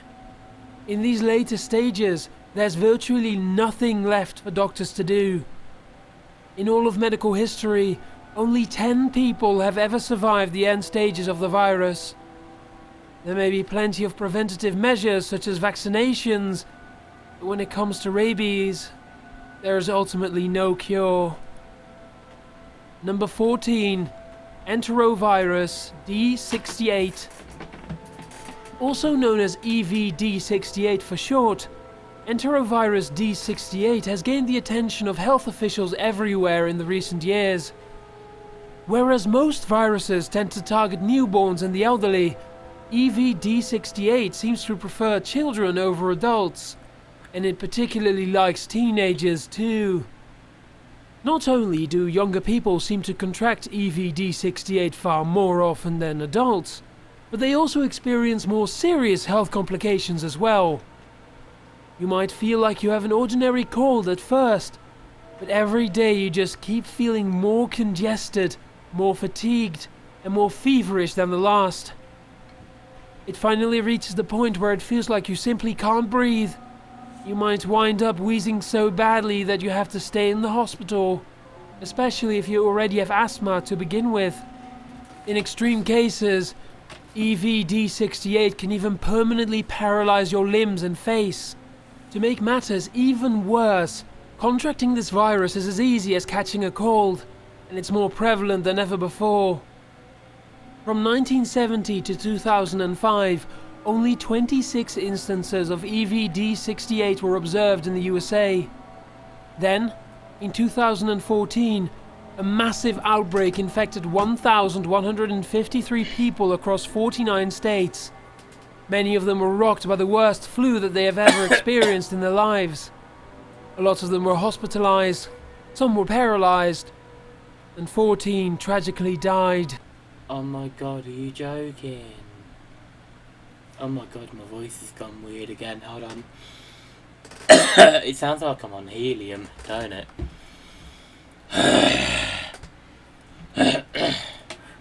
La la la. 1, 2, 3. I have to do that sometimes because, as you heard, my voice go weird. 14 died. Jesus, man. The virus disappeared the following year, but it resurfaced again in 2016. Isolated incidents continued to crop up in the United States that year, and the disease spread to Canada. At least 8 cases of EVD68 were recorded in British Columbia, 6 of which involving children under the age of 2. Meanwhile, in Alberta, one toddler was hospitalized after profusely vomiting. The child lived, but their face became permanently paralyzed on one side. EVD68 can only be detected by swabbing your nose or throat, or by taking your blood, and even then, confirming it with lab results is usually of little help. As any doctor will tell you, the disease is not curable, and you must simply run its course. Number 13. The mystery illness. In 2010, a large number of children from central Vietnam started to develop large and painful blisters on their feet, hands, and insides.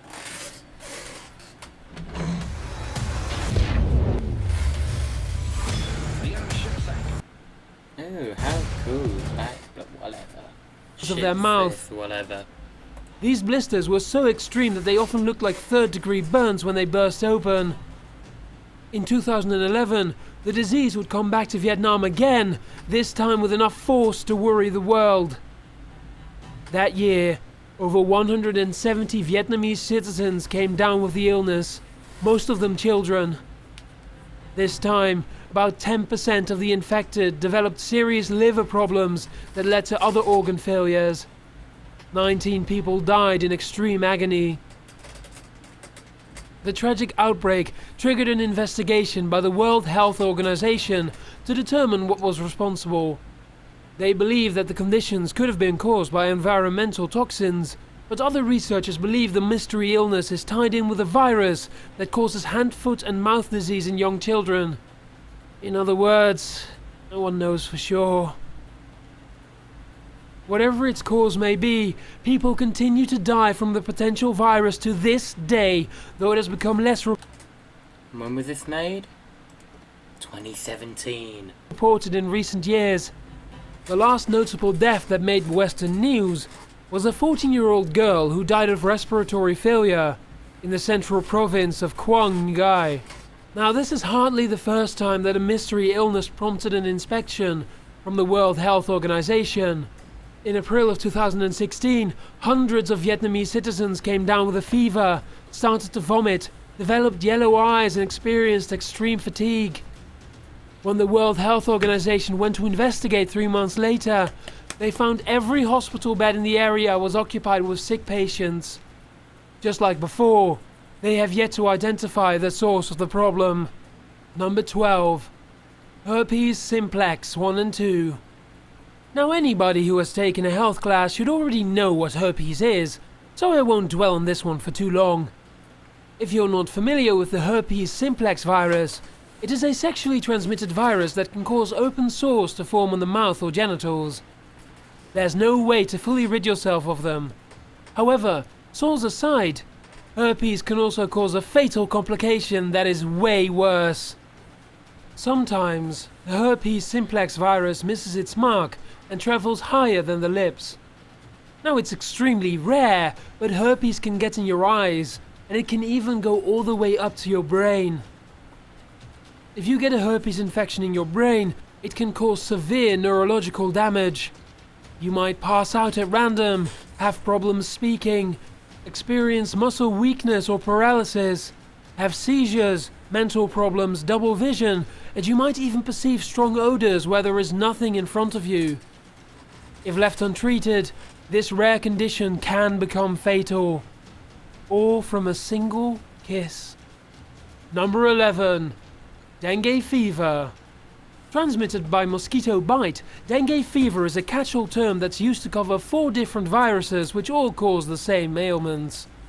None of these viruses can easily be treated, and, of course, none of them can be cured. The Aedes aegypti mosquito is the main carrier of dengue fever. Now, this is the same mosquito that's responsible for the infamous Zika virus, and, unlike most mosquitoes, this variety likes to bite people in the middle of the day. Once a mosquito acquires the virus, it will go on to spread it for the rest of its natural life cycle. When a mosquito gives you dengue fever, you're most likely going to have a high fever of about 104 degrees, along with a severe headache, stabbing pains behind your eyes, along with the rest of your joints, nausea and vomiting, glandular swelling and a nasty rash. This will be your life for the next 4 to 7 days before things start to improve. That is, if you live that long. If you develop what's called severe dengue, then things will get worse instead of better. You will constantly leak blood from areas like your gums, or you may experience plasma leakage, which is where your blood cells break down from the inside and cause a buildup of fluid under the skin. Vomiting, respiratory failure, and extreme fatigue are all going to hit you at once. You're more at risk for this happening if you are a young child. Prior to 1970, only 9 countries experienced the dengue fever epidemic. Now, however, there are over 100 countries who regularly experience vicious outbreaks that are hard to contain. Most of these countries are in Latin America or Asia, but outbreaks have spread as far as France and Croatia in 2010 and Hawaii in 2015. As for treatment, there is not much that doctors can do besides give the patient fluids and hope for the best. Over 400 million cases of dengue fever are reported each year, and 500,000 of these cases are severe.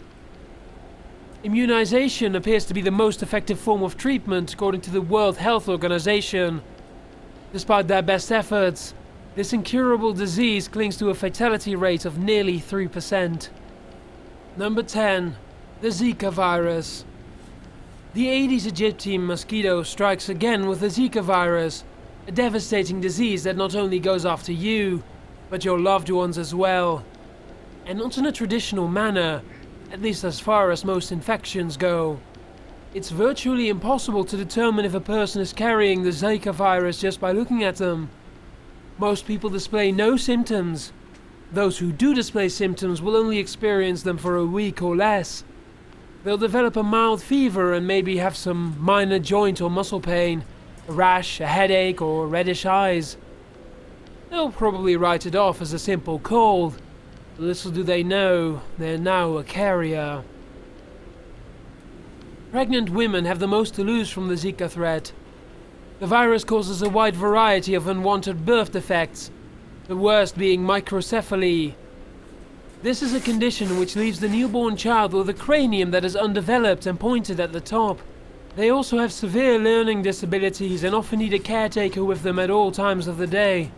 Would you have ever thought it was possible to have the fate of an entire family permanently altered by the bite of a single mosquito? That's not to say mosquito bites are the only way to transfer a disease. You can get it from blood transfusions and sexual intercourse as well, though mosquitoes are the most common way. The Zika virus is largely a problem in South America, though mosquitoes in the United States are finally starting to carry the virus as well. The first case occurred in Miami-Dade County, Florida on August 1st, 2016. In addition, at least one mosquito gave it to somebody living in Brownsville, Texas, on November 28th of that same year. Where it goes from there is anyone's guess. Number 9. The hantavirus. Rodent infestations can carry with them an abundance of diseases, and the hantavirus is one of the worst. It can be found throughout Canada and the United States, where it's spread by the deer mouse. Although the virus can be spread by a deer mouse bite, this type of transmission is rare. Instead, the hantavirus is mainly spread through the mouse's bodily fluids, and it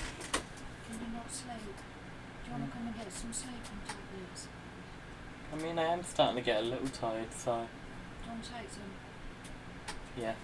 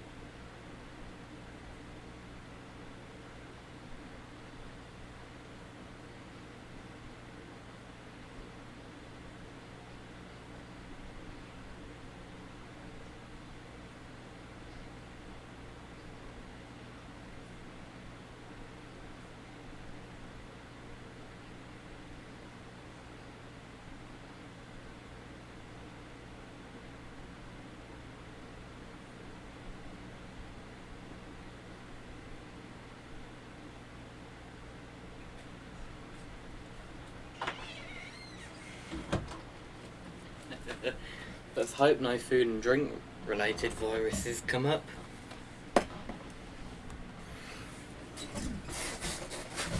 Oop, itchy hand, itchy hand. Scratching my hand.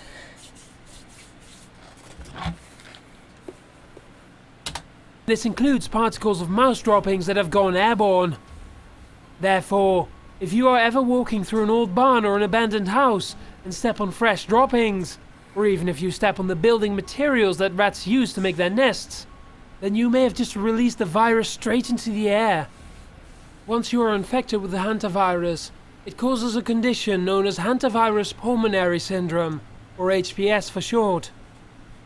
You might not feel anything wrong for up to 8 weeks afterwards, but then you'll start to develop a fever, headaches, muscle pains, terrible stomach problems, and you will become dizzy and cold. As with most diseases on this list, you'll probably think you have a flu at this point and stay home.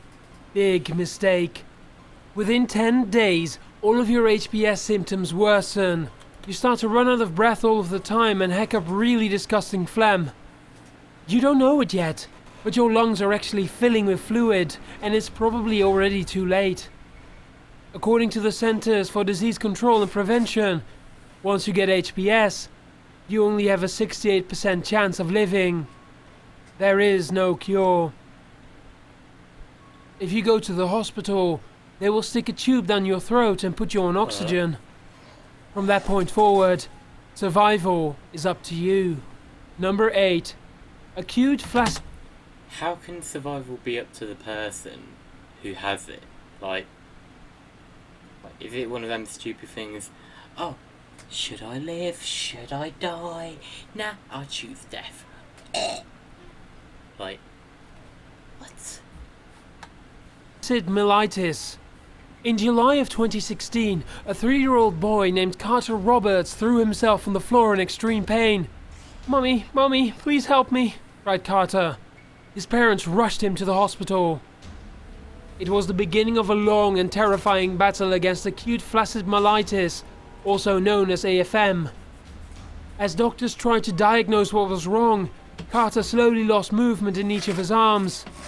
Within a short while, he was completely paralyzed from the nose down. This brings us to the present day. Nose down. Now, Carter's mother has to watch her child struggle daily with not being able to move. His eyes are the only thing that he can control. Oftentimes, he cries and cries in frustration, frozen in his own body, unable to make a sound. Carter is just one of the more recent cases in a mysterious rash of AFM outbreaks. From January to August of 2016, he and 49 others were struck down by the disease. Many of them children, but some were grown adults. Oh, God. Now, as sad as this story is, Carter's recovery seems tragically unrealistic. Only a very small portion of children have ever bounced back from what the World Health Organization suspects is a dastardly virus that targets the youth. Oh my God. Most victims remain paralyzed for the rest of their lives. The first major AFM outbreak occurred in August of 2014, when 120 Americans were infected across 34 states. That following year, only 21 people were infected across 16 states, much less than before. As for the 2016 outbreak, at least one of the children infected has since passed away. Despite this tragedy, the Roberts family still continues to cling on to hope. Carter's aunt has started a GoFundMe page to help with his treatment, which is very expensive. I've provided the GoFundMe link in the description for this video. Help them out if you can. Number 7. Nicotiana benthamiana. This is a virus with a backstory like none other. Scientists were digging deep in the frozen regions of northern Canada when they came across a rather unique discovery. Under many layers of ice was a 700-year-old frozen pile of ancient caribou dung. The team of curious scientists took the specimen back with them to the lab for further study, and what they found was absolutely shocking. Inside of the frozen fecal matter was not one, but 2 viruses that were many centuries old. One of the viruses was a plant virus, and the other was an insect virus. As the scientists continued to study them, they suddenly got a bold idea. What if they could combine these two viruses into a mutant hybrid disease? The aim of this experiment was to test the durability of viruses in general. If they could use DNA from the two viruses to make an entirely new virus, then it would mean that viruses are much tougher than we thought, and that they can survive things like being frozen in ice for hundreds of years on end. Basically, they wanted to learn exactly how much punishment a virus can withstand. Using sophisticated cloning technology, the team spliced DNA samples from the two viruses together to make a new virus strand called Nicotiana benthamiana. After much hard work, they were able to take the new virus and use it to successfully infect a tobacco plant. The experiment was a success. What does this mean? Well, basically, bad news. The fact that a virus can survive hundreds of years in ice means that, as the ice caps melt, ancient viruses could be released in the future. There's just no way of knowing what old diseases are lurking deep in the ice, waiting to end us all. Number 6. The Creutzfeldt-Jakob disease. Imagine being sick for 40 years. Sadly, that's a real possibility with Creutzfeldt-Jakob disease. This rare condition is also known as the slow virus. Truth be told, researchers aren't 100% sure if it is really a virus, but many of them have agreed that it most likely is. With that said, here's what we're absolutely sure of. In essence, Creutzfeldt-Jakob disease is like Alzheimer's on steroids. Even though the supposed virus can spend decades living inside of its host, once it does spring into action, it's only a matter of months before a person is reduced to a quivering shell of their former selves. That's because this condition literally eats the brain cells away and leaves large holes in its wake. This leads to extreme personality changes, as well as sharp decreases in motor skills and cognitive functioning. As the virus begins to devour the most vital parts of the brain, a person will begin to have trouble remembering how to eat, breathe, or maintain a heartbeat. Fortunately, by the time they die, they have usually mercifully fallen into a deep coma. Death, by the way, usually comes within 1 year of the initial onset. The only real way to test for Creutzfeldt-Jakob disease is too dangerous to perform on a living person, because you need to remove a portion of brain tissue for sampling. As for treatments, there is absolutely nothing. Researchers have yet to find anything to even slow the disease down in the slightest, let alone stop it. Number 5. Heart viruses. Now, we've established that viruses can sometimes cause your brain to swell, but did you know that they can do the same thing to your heart? I'm talking about viruses that are so strong they can literally rip your heart apart. I'm getting freaked out by this one because I actually have a heart condition already.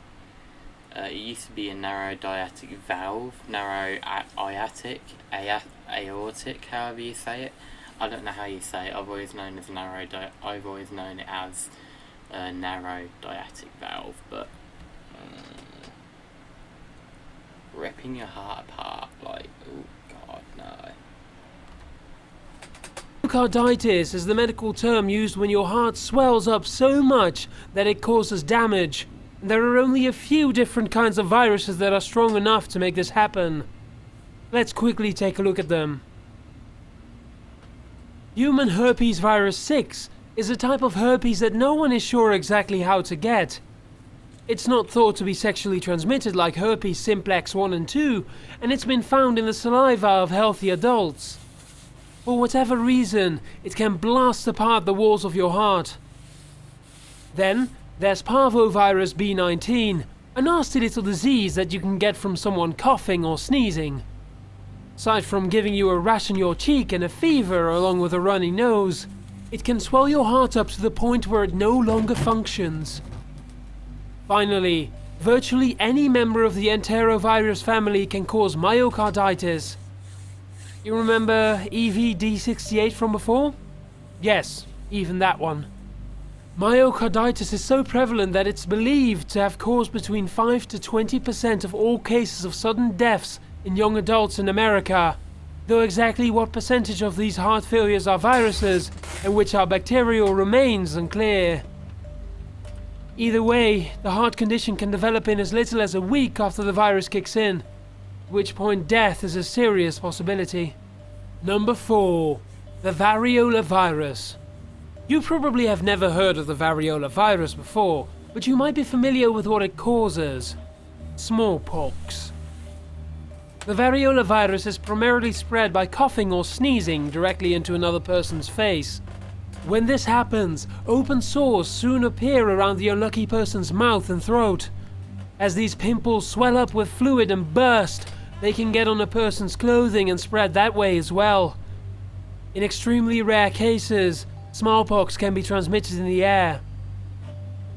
Smallpox has a fatality rate of about 30%. If it doesn't kill you, then it can leave you covered in scars all over your body, especially your face. It can even leave you blind. For centuries, smallpox plagued everyone from China to Australia. Global vaccinations have since made the disease a thing of the past. The last time anybody got it was in 1977. The last major outbreak was in 1949.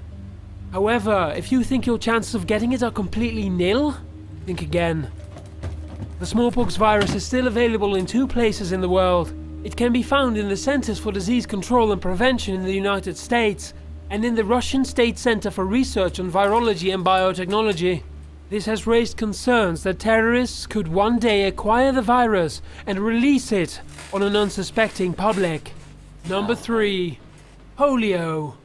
Like smallpox, this highly contagious disease has been largely kept under check by global vaccination efforts in the recent years. With that said, however, polio is too stubborn to fully eradicate, and furthermore, it continues to spread to this day. The virus stores itself inside of our lungs and intestines, which means that it can be transmitted through close contact with fecal matter, or even through a simple cough. Surprisingly, most people who get polio display absolutely no symptoms. This means that many of them walk around their entire lives unknowingly spreading the disease. For a select few, however, 1 infected person out of every 4, to be exact, the virus closely resembles the flu at first. This brief period of sickness goes away in less than a week, but for an even smaller portion of these infected, the symptoms get much, much worse from there. If the virus makes its way to your brain or spine, you're in real trouble. You might feel like your legs are constantly and painfully asleep, kind of like pins and needles to the worst possible degree. Or you might experience a heaviness in your limbs that makes your legs drag when you try to walk. If the muscles controlling your lungs become paralyzed, you can stop breathing and die. Only 3 countries in the world, Nigeria, Afghanistan, and Pakistan, continue to suffer from polio on a regular basis. In recent years, however, outbreaks have occurred in Kenya, Somalia, Mali, and even as far away as Ukraine. Traces of the virus have also been detected in sewer systems in Israel as well. So, as you can see, polio still continues to make its presence known. Oh, and here's the kicker. Sometimes a person will seem to recover from polio, but they're never in the clear. The virus has been known to return up to 40 years later to cause new bouts of extreme muscle pain, weakness, and paralysis. Once you get it, it never goes away. Number 2. Ebola. In 2014, the largest Ebola outbreak in world history brought tremendous grief to West Africa. Countless lives were lost from this terrible virus with no cure, and countless more were permanently ruined. This outbreak caused quite a bit of panic and misinformation to be spread, so let's get a few things straight. Humans can get Ebola only from direct contact from another infected human. Getting infected through air or water is not possible. If you do manage to somehow absorb their bodily fluids into your mouth, nose, eyes, or through any other mucous membrane, however, then you stand a high chance of becoming infected. When this happens, you'll start to feel sick within 21 days. There's nothing you can do to stop it, and the list of problems just goes on and on, seemingly forever. You'll experience an extreme fever, headaches, weakness, muscle problems, diarrhea, throwing up, pain in your stomach, and insane amounts of bleeding. In fact, in the later stages, you'll be bleeding out of everywhere from your eyes to your anus. What makes Ebola especially elusive is that it can hide in certain parts of your bodies for up to months at a time. You might eventually recover from Ebola and feel fine, but in reality you are still carrying it inside of your eye, further spreading it with every teardrop. Men can even carry the virus in their sperm from anywhere from 3 to 9 months after being infected. Since it hides you well, you can imagine how easy it is for one massive outbreak to happen after another. And once you display symptoms, there is little that can be done to save you.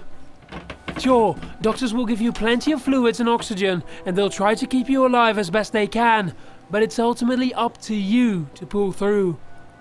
Interestingly enough, if you do manage to make it, then your body will have produced enough antibodies to make you immune from getting Ebola again for at least another 10 years, if not the rest of your life. In this sense, it truly is survival of the fittest with this germ. Number 1. HIV. The human immunodeficiency virus, also known as HIV, is a virus that your body can never fully get rid of. There may be some treatments, but there is no cure. By its very nature, the virus attacks the body's immune system, destroying the white blood cells that would ordinarily help you fight diseases and infections. In its advanced stages, your immune system is unable to fight off even the most basic of infections. The end stage is called Advanced Immunodeficiency Syndrome, or AIDS. When you first get HIV, you might just feel like you have the flu for a while, or you might not feel anything at all. This usually occurs within 2 to 4 weeks after getting the infection. You may continue to feel relatively okay for over a decade afterwards, but once enough time passes, you're in deep trouble. At this point, the disease has progressed to AIDS. Now you are losing weight so fast you're wasting away. You're always tired, you develop sores and blotches, and you start to experience terrible neurological disorders. HIV is thought to have originally started from chimpanzees in Central Africa. When people would hunt them for food, they likely came into contact with their blood. The virus slowly mutated over time, and when it made the shift to humans, our timeline was changed forever. Hello everyone, thank you so very much for... And we all know that because of Freddie Mercury. He died of HIV, or AIDS. And as we all know, his body started getting thinner and weaker and more pale, and basically at the end of his life he was just a human skeleton, just nothing but muscle and bone and skin and bone and muscle, and that's basically all Freddie was when he died.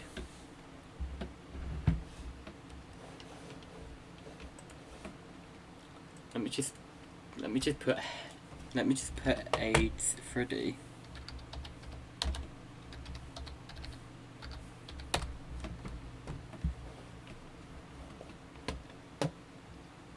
And if somehow none of you know, that's what it can do to you. It can make you thinner, it can make you weaker. As we know, it will killed him.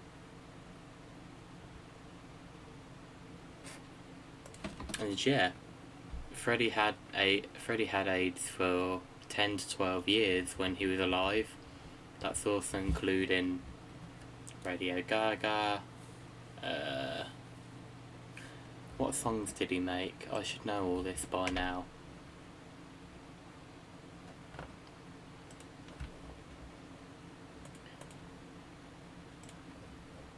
All the songs that's including The Great Pretender, Living on My Own, I Was Born to Love You, Barcelona. I don't think he would have had it when he made Killer Queen. He definitely wouldn't have had it in Bohemian Rhapsody. Headlong, I Want It All, I Want to Break Free. Like, a lot of the songs that Queen made, Freddie had AIDS, but he never knew he had it until 1986. I mean, even in I Want to Break Free, he had AIDS and he never knew it. Who Wants to Live Forever, that was roughly about the time he only just found out. Oh wait, no, I remember now. A few days before making the video of Who Wants to Live Forever, he actually found out by the doctors he had AIDS. Like a lot of the famous Queen songs that they made, that's when he had them. Well, that's when he had HIV/AIDS. I would have been surprised if AIDS wasn't on the list. But yeah, as we know, we've already seen that.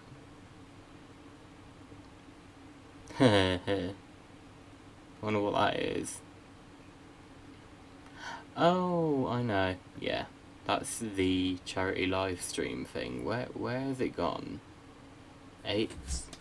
Okay, so it started at 6 o'clock. No.